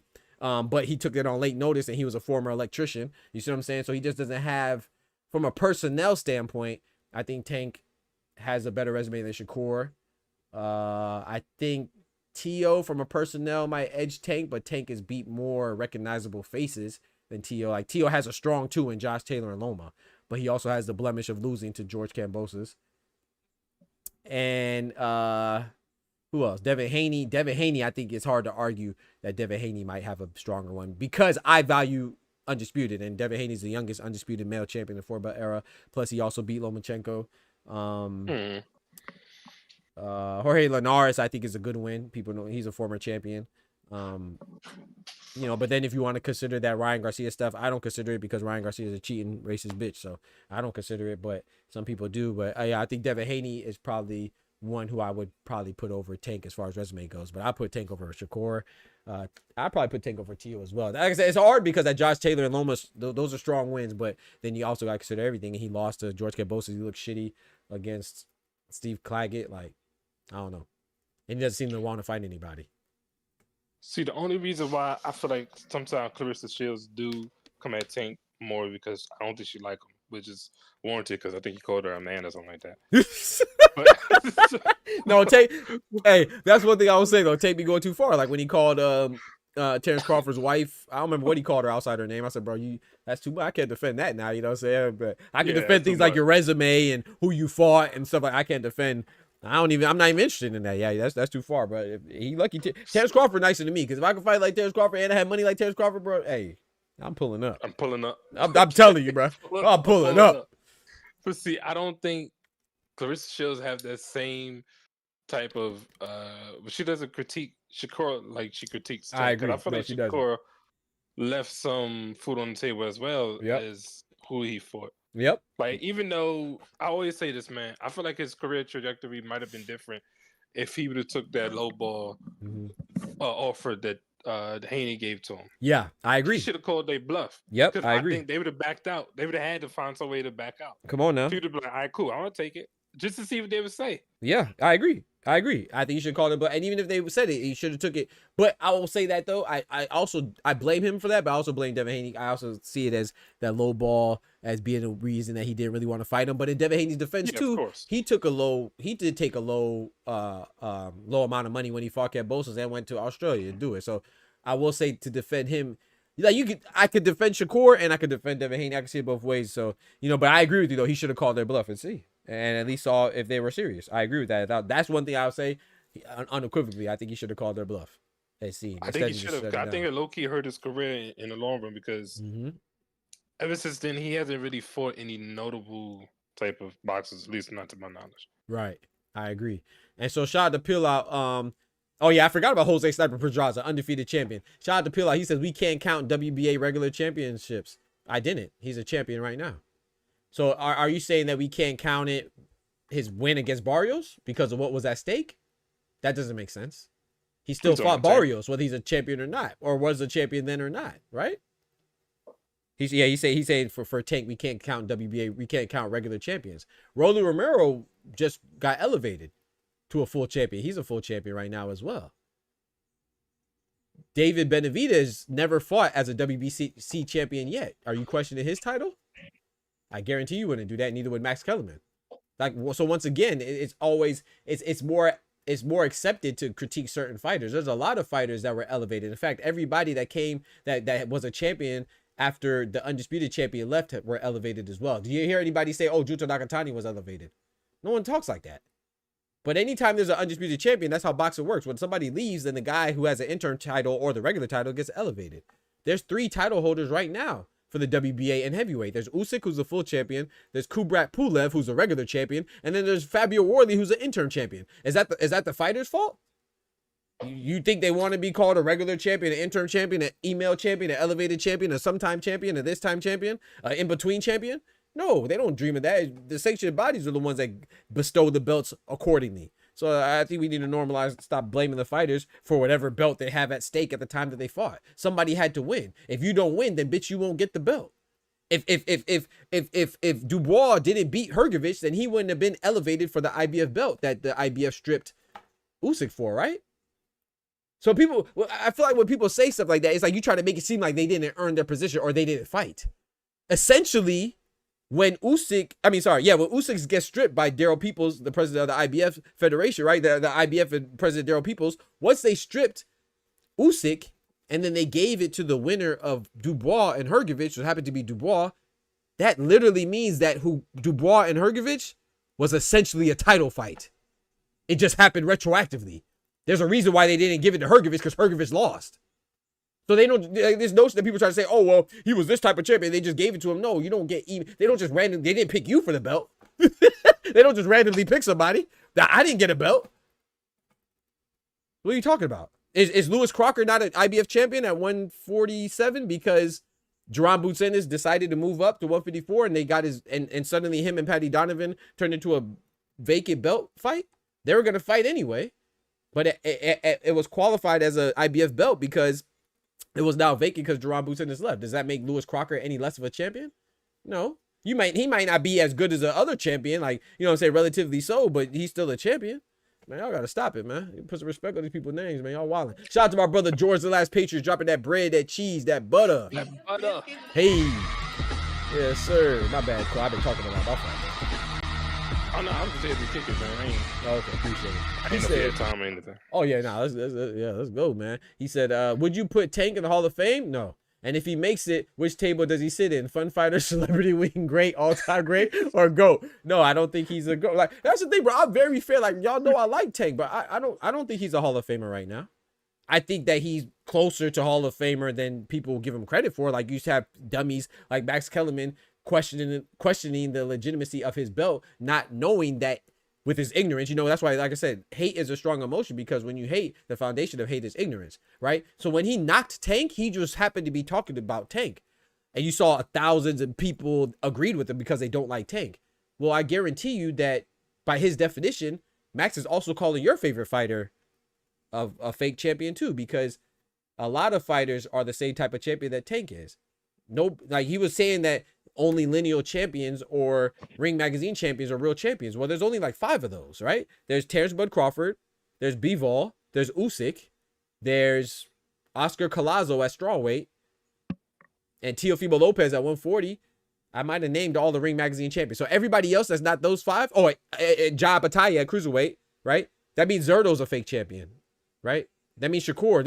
In fact, there's not even a real champion at 135 because Shakur's not a Ring Magazine champion. Who else is there? Shakur's not. Raymond Murataya for the IBF is not. And then Sam Noakes and Abdullah Mason are about to be fighting for a fake championship with the WBO, because the winner of that wouldn't be a real champion either, according to Max. So when you say things like this, you're also talking about Zerto Ramirez, who's a unified WBA, WBO champion, but because he's not the lineal belt holder or the Ring Magazine belt holder, you're saying he's a fake champion? I guarantee you want to hear people talk like that about them. But because it's Tank, it's cool, because it's provocative, right? It gets your juices flowing. So it literally doesn't make sense. I will say this though. You know, I joke all the time, man. I be calling niggas email champions and stuff. right. And, I mean, we talk like that sometimes. Ain't nothing wrong with it, but when people do it, you know, we'll go a little bit too far. But go ahead. Sorry. Nah, you good, man. It's your show. But I say when you got a belt, you got a belt. But I guess, you know, kind of playing devil's advocate, I would say maybe who you take the belt from should mean a lot. I would say that.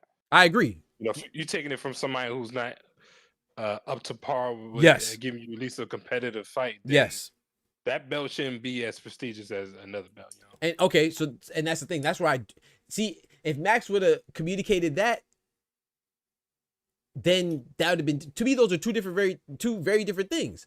All champions are not equal.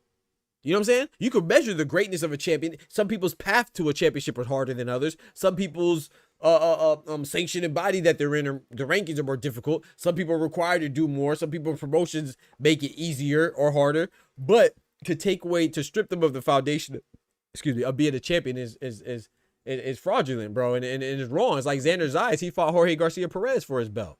Of course, I think that give me somebody that just Terrence Crawford beat. Well, that's all the belts. That's undisputed. That's obvious. Okay, Ray Ford and Nick Ball. Right, that's a tougher fight than Xander Zayas and Jorge Garcia Perez. So of course Nick Ball's acquisition of the belt looks better. David Benavidez got elevated, so he essentially didn't fight anybody, but the winner of him and Morrell was essentially that title fight, because that's when he got elevated. So that's a good fight. But the goofballs will say, oh, he just got elevated. No, if David Morrell would have won, assuming that the process would have been the same, then he would have been elevated to WBC champ. We don't look at it like that. We just say, oh, yeah, well, he just got the belt up for nothing. No, he got the belt for something. You know what I'm saying? So even Boots versus Stanionis, that's not the same as Paddy Donovan versus Louis Crocker. Of course, that him getting the WBA belt from the undefeated Lithuanian champion was more impressive for the undefeated American Boots Ennis than it was for Paddy Donovan and Louis Crocker to have that a rematch again, and we can't even name who they fought. You know, I would struggle to name who they fought. So yeah, I agree with you 1,000%. All champions aren't created equal. That's not what I'm saying or arguing or advocating. But what I am saying is that all champions should be respected, and it was earned. Nobody just trips and falls into a belt. You see what I'm saying? But of course, your path to the title definitely makes, like I said, so like David Benavidez, we all think David Benavidez is a warrior. I think we can say that whether you like him or not, right? He seems to want the big fights and even pursue them, right? So with David Benavidez, you think that he went to sleep and dreamed about not beating somebody in the ring and getting the formality and the ceremony of having the ring being brought to you? They don't dream about waking up and becoming a champion via email. They didn't ask for this. You see what I'm saying? So like we be blaming the fighters like that's what they asked for. No fighter goes to bed and dreams of waking up to a belt without fighting for it. So at some point we are blaming the fighters for what the belts do. It's like people want to discredit Rolly Romero. Rolly Romero didn't make the fight between him and Ryan Garcia for an interim belt. Rolly Romero didn't ask Boots to vacate and move up. It just happened to be that way, right? When WBA and the Ring Magazine advocated for that fight between Rolly and Ryan to be a belt for a belt suddenly, just because they wanted Ryan to be a belt holder, so the rematch with Devin Haney could be even bigger. And because everybody wants Ryan to be a belt holder, even though he can't earn it himself, even though they try to spoon feed him, he still fumbles it, right? That's not Rolly's fault that he went and upset the apple cart. He can't help that he went in there and won, and the trinket that he got was an interim belt, which evolved into a full belt once Jerron Boots Ennis vacated his belt that he won off of Stanionis at 147 for the WBA. It's not their fault. We got to stop it, bro. And be fair to the fighters, man. Max a piece of shit. Shout out to D-Boy. Yeah, I don't know what happened. Well, see, I know Ty was explaining it before, but I don't know what happened with Max and his new views. Like, I felt like he was, maybe I just wasn't paying attention to him as much when I was watching the fights earlier. But I feel like he changed a little bit how he was. Well, maybe he never changed. Maybe he wasn't as egregious as what's the old dude? Larry Merchant. Maybe he just wasn't as egregious as him. Maybe he's always been that way. We just never paid attention to it as much. Chloe, I wish you were in here in one of these shows. I talked about that. I said, you know what? Max Kellerman was my favorite. But I said, maybe it's just because, like you said, maybe I wasn't paying attention as much. Maybe I was younger. Or maybe because he wasn't as bad as the people around him. it made him look better. You're right. Like, I don't know. Like, I think that I feel like, man, he couldn't have been this bad. You know what I'm saying? I feel like it got to be self-preservation, bro. That man was on the shelf before he said, man, I'm not going back. I need this job. I'm staying out here, man. They emerged me from the grave, bro. I'm not going back. You feel me? So, but you're right, though. It's like, you know, just shout out to the women and the queens out there. But it's like, I mean, men do it too. But it's like, you know, like the girl that hangs out with a whole bunch of ugly friends so she could look prettier. Maybe that's what Max did. Maybe Max surrounded himself with a bunch of ignorant, belligerent, gosh dang, goofballs to make himself seem more fair and enlightened, and you know, and like the guy that has but you know, I can't forget what I saw Max. I saw Max Kellerman on First Take with Stephen A. So he was cooking him. You know what I'm saying? So bro, he used to cook him all the time. Bro, yeah. So he was good, man. I remember T.O. was like, yo, he sound more black than you. He was wild. Yeah, he was wild for that, bro. I ain't gonna lie. That's one time I defend. T.O. was right in saying it. Don't get me wrong. He said that, but yeah, he was wrong with saying that's one time I defend Stephen A. He shouldn't have said that. Yeah, I agree with Stephen A. to be mad. Behind closed door. Right. You don't question somebody like that's I don't like that. Like you don't prove yourself. You know, so you don't have to prove your blackness. You are. You know. But now there's some people that be cooning and buffooning. But you know how that goes. He was wilding. Yeah, T.O. was right. T.O. said that because T.O. was kind of like, yo, what the hell? Right. He was just. Let me say he wasn't right. He was justified. I understand why, but he wasn't. Yeah, he wasn't right.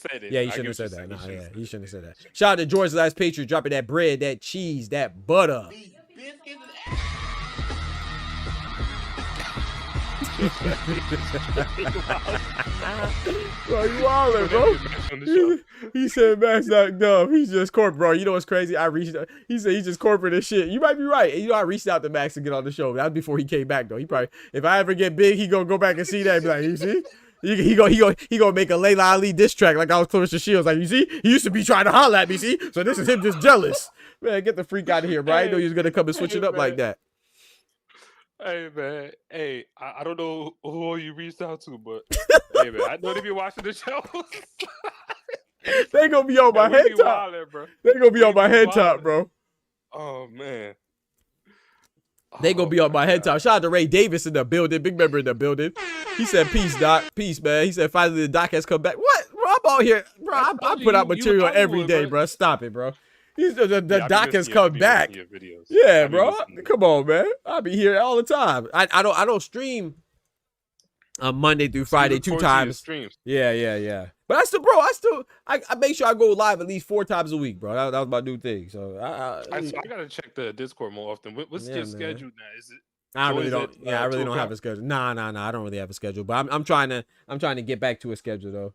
You know, I just don't have a schedule right now. Stop running the streets, man. I'm telling you, bro. Costco moms and stuff. Hey, I need to shoot Costco car shoot. That's big money now.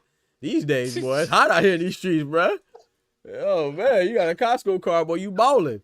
But yeah, man. But also too, man, check out the Patreon. Shout out to my boy Clone. You just remind me of this. How often I stream. So I am trying to get a schedule again. I do want to do morning shows and evening shows again, but I don't want to do 2 times a day. Especially when it's slow, you know. I don't want to just get up here and just jabbering. Yeah.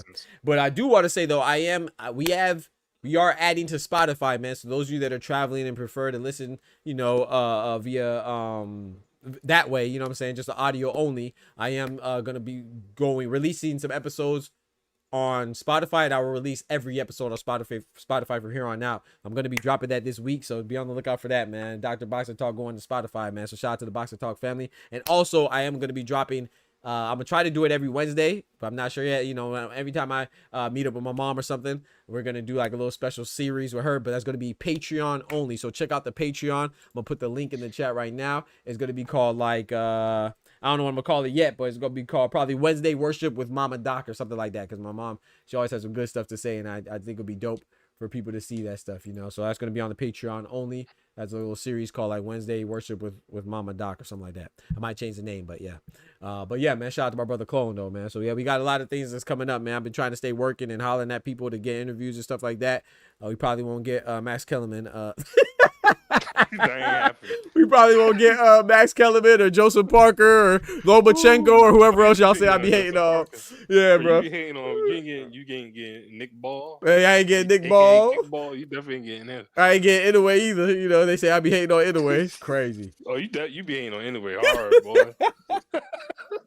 Anyway, can't do nothing right without Doc saying, "Oh man, Juto gonna knock him out." We ain't even talking about Juto now. Hey, Juto gonna get him, bro. Hey, Juto gonna get him, bro. Believe that. Juto gonna get him, bro. That's a fact. Shout out to my brother Juto. If Juto loses to Anyway and gets like knocked out, oof, what happens there? Oof. I think anyway, like I said, people say I hate because I just don't pull no punches for Tank. I don't pull no punches for Anyway. I think Anyway's a beast. He's already one of the greats, you know what I'm saying? All-time great. If he beats Nakatani, I mean, it just makes him greater, you know what I'm saying? I do think he could beat him, don't get me wrong. Like, I think it's a 50-50 fight. I'm not like, oh yeah, I'm 100% sure that Nakatani wins. I'm just leaning towards Nakatani. Same way with Norman and Haney. I think it's 50-50 fight, but I'm leaning towards Norman. But if Anyway beats Nakatani, bro, man, that's a great win, man. I give credit where credit's due. I say that Doheny's a shitty fight. Neary's a shitty. Neary was okay. I think that was an overhyped fight because of the history that they had. You know, I think that was more blown up because the story was intriguing that he cheated Yamanaka and stuff like that, and he was banned, and then they uplifted the ban for Anyway to beat him. But TJ Doheny was a trash fight. Ramon Cardenas was unacceptable, underwhelming, and he got dropped in the process. Yi Jun Kim wasn't a good fight. So I just call out fights what it is. Even David Allen Picasso Romero, who he's about to fight, is not a good fight. But MJ Ahmadaliev, that's a good opponent. Marlon Tapala is a good opponent. Stephen Fulton is a good opponent. So I give him credit. I just don't go in there blindly and just, you know what I'm saying, give him credit for everything. They give him credit for putting on his shoes correctly. The freak? I'm not, you know what I'm saying? No, I'm not giving you an excessive amount of credit, bro. Huh? I don't think Picasso good fight. He looking at his record, he 32-0 with 17 knockouts. Yeah. Picasso Romero, he is 30. He's undefeated, highly rated Mexican contender. I believe he's ranked number 1 in the WBC. But who has he fought? And the one guy I remember him fighting. He fought a guy named what's his name? Hovanesian. Something Hovanesian. If you're looking at his record, tell me who he fought. Hazat Hovanesian? Yes, Hazat Hovanesian. He lost that fight. If you watch that fight was a robbery. You know what I'm saying? Oh, he robbed him? Absolutely. There's no way he won that fight. That was one of the worst robberies that year. I think it was last year. It was that bad? Okay. It was up there with like Oshiki Foster or Hapsa Kasesa. that fight was a robbery, bro.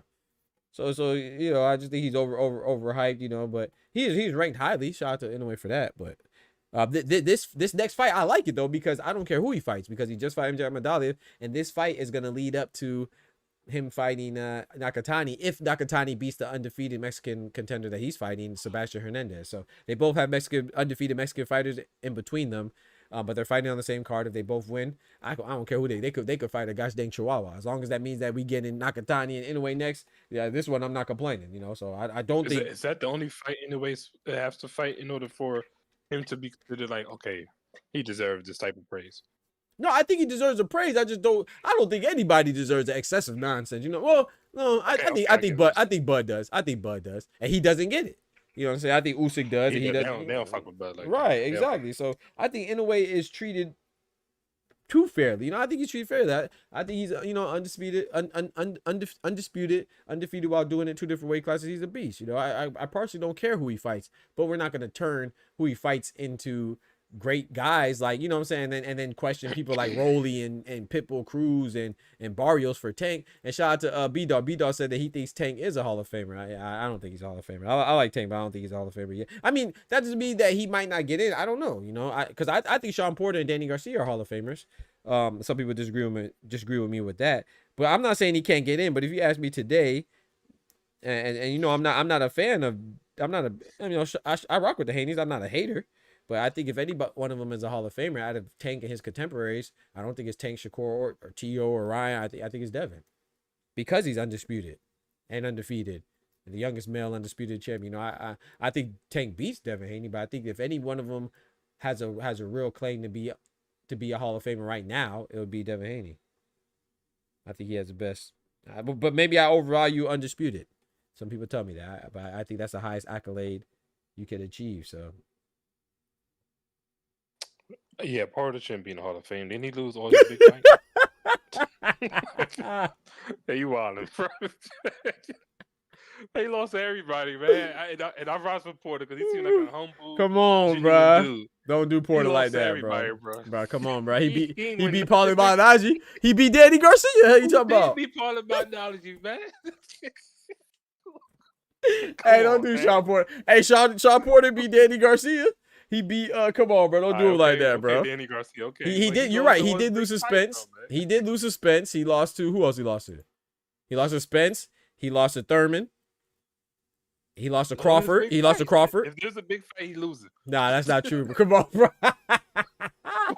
Come Come on, bro. Come on, bro. What it called? Garcia was a big fight, bro. Come on, bro. Nah, bro. People be sleeping on sleeping on Sean Porter, bro. He beat well, I'm tripping now. You gotta be thinking Yordenis Ugas. He beat Yordenis Ugas, who beat Manny. He did lose to Terrence. Like, he got stopped. That was the only time he got stopped, I believe, it was to Terrence Crawford. That's no shame in that. Terrence Crawford, all-time great, you know. He lost to Errol Spence. No shame in that. I think he's also a Hall of Famer. He lost to Kell Brook. He did lose to Kell Brook, but I think he's also a good fighter. No shame in that. And he lost to Keith Thurman. Those are his 4 losses, right? Correct me if I'm wrong.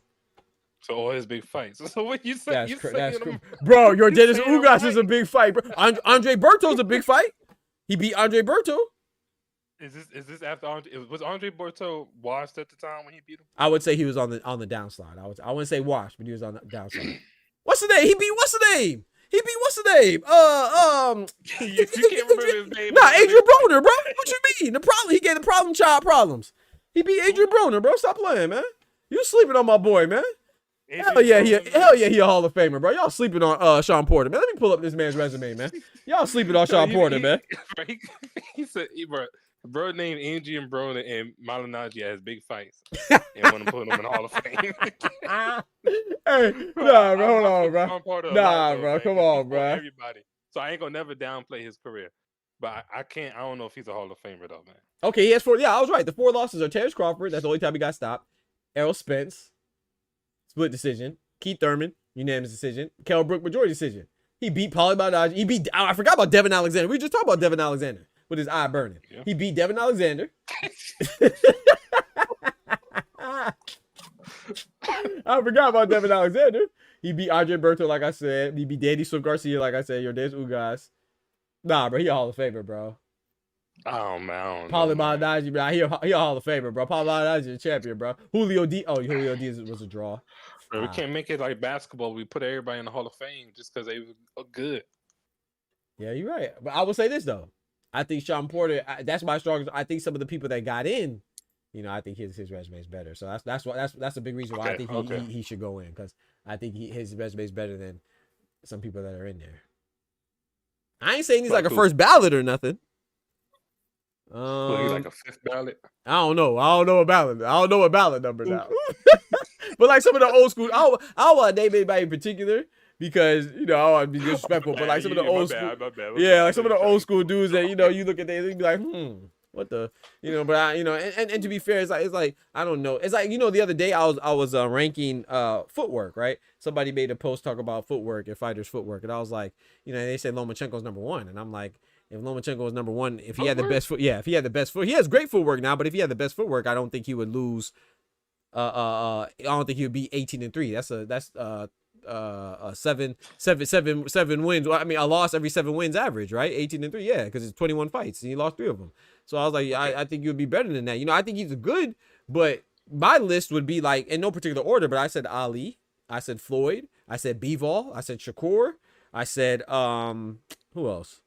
Pernell Whitaker, you know what I'm saying? Recipe Sweepy. I said Sugar Ray Leonard, and then I said honorable mention. I would say Lomachenko, Guillermo Rigondeaux. I would say Willie Pep. You know, but then I had to put it. I said, bro, I don't really know Willie Pep.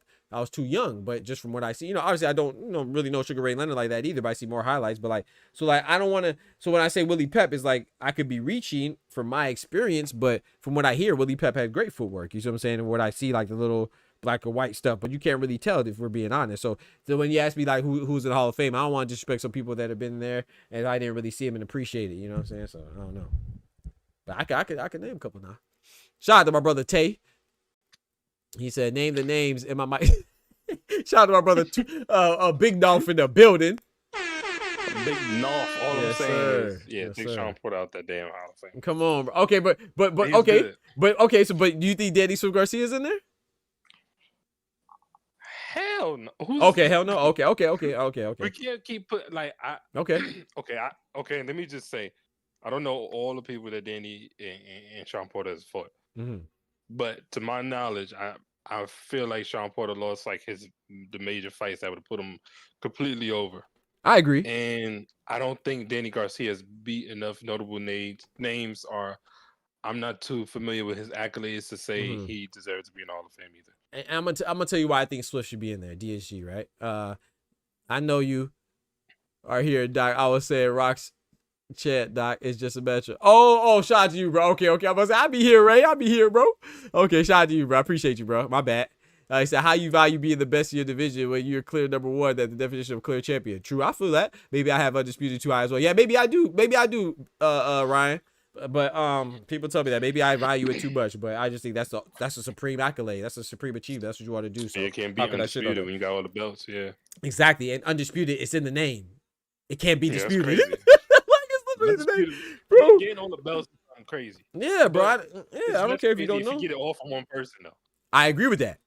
But that goes against the method, right? That goes with the method, right? Like, so for example, if you want to knock Terrence Bud Crawford and say his undisputed run isn't as impressive as, let's say, Errol Spence would have been because he went and got this belt, that belt, you know, instead of just beating one person. Okay. You know, even with Bivol, right? You could argue that Beterbiev's undisputed run was more impressive because he got this belt, that belt. Bivol just had the WBA.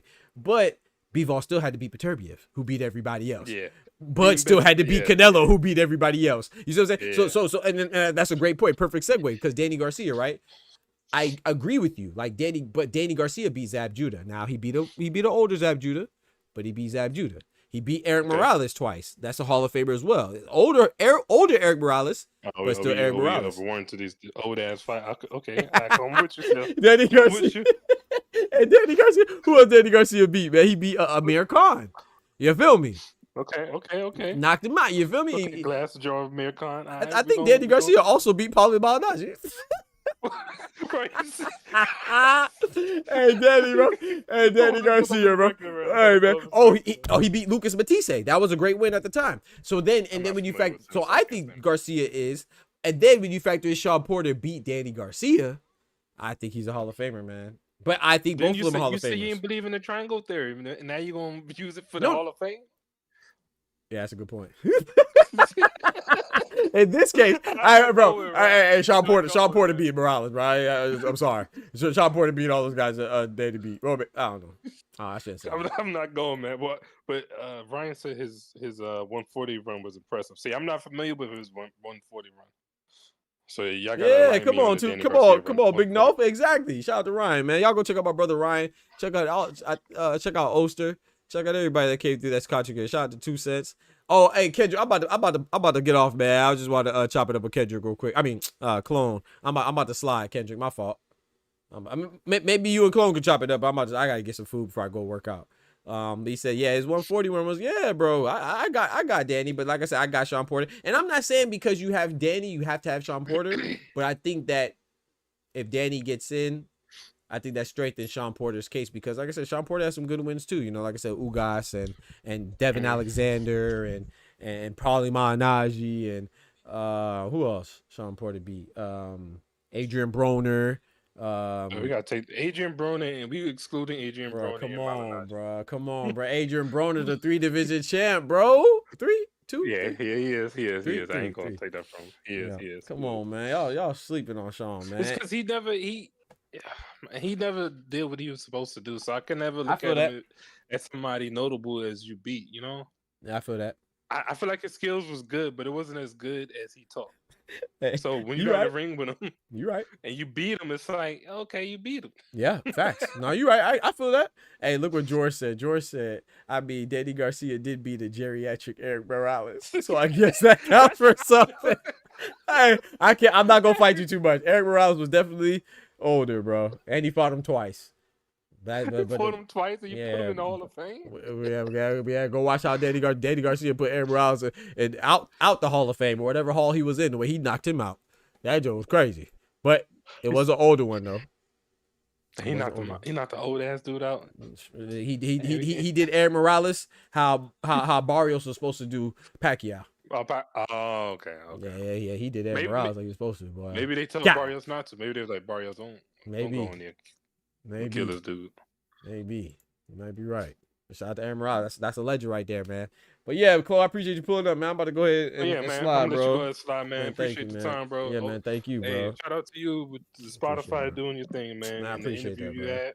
Hey, man. Thank you, bro. I appreciate it, bro. Keep it up, bro. We always support you, man. Thank you, man. I know that. That's what keeps me going, man. So shout out to you, bro. I appreciate it, man. All right, holla. Yeah, man. God bless. Shout out to my brother Clone, man. Shout out, bro. Shout out to everybody pulling up today. Shout out to Kendrick. I'm about to go and get some food, man. I appreciate y'all, man. Shout out to all the members that pulled up for real. You feel me, man? Helps keep us going and growing. I'm about to go ahead and slide and get some food before I go work out. I'm trying to get my schedule, you know what I'm saying, back to what it was. Not really that I don't want to do two shows a day because I don't, I want to, maybe one day we'll get there once we grow and stuff like that. But I don't want to just be doing it just to be doing it, Then we end up talking about animals, which I don't mind. We talk about animals and talk about different stuff too. I don't think we should only talk about boxing, not confined to that, but I do always want to have some topics that are interesting, and I put a lot of thought into it, so when I get my topics, so I appreciate y'all coming through. So I don't know what I want to bring, I might do we're gonna keep doing mornings. We've been doing morning shows sporadically, but definitely gonna stay on this this current routine that we're on, man. I just pop up on shows. I'm trying to do like afternoon shows. Definitely Wednesday, Thursday, and Friday are going to be more definitive right now, but it's going up and down. Hey, but also, like I said, check out the Patreon, man. We are coming through with that new series called Wednesday Worship with Mama Doc. It's going to be Patreon only. Shout out to all the Patreons. It really helps us keep going and growing and, help us get new equipment and travel to places and stuff like that. So all the money goes right back into the stream, whether it's getting interviews, equipment, traveling expenses, gas and all that stuff, buying tickets for the fights, whatever capacity, whatever that looks like in any capacity, you know what I'm saying? So shout out to all the members as well. And also, too, I talked about the Patreon. Check out the Spotify, like my brother Clone said. So if you enjoy the channel, while you're driving, or maybe you're commuting to work, or maybe you're just at your desk and you rather see it for audio only for whatever reason, as opposed to tuning in on the YouTube, or you are coming out with the Spotify soon. So it'll be this week for the Spotify for sure. So I appreciate y'all rocking as always. Don't forget to smack that like button. But most importantly, remember, with God, we can do anything. Without God, we're nothing. The doctor's out. Peace. Hey, shout out to Clone and shout out to George the Last Patriot for showing some love, graffiti on the chat walls, on the super chats, man. I appreciate y'all, man. Y'all be easy. God bless. God bless. God bless. Tell somebody you love them too. From the hood to college, both worlds they had to meet. 6 degrees between us, so cold we're about to freeze. But we're Florida boys, hot takes, we bring the heat. We're moving the culture, the engineers to the streets.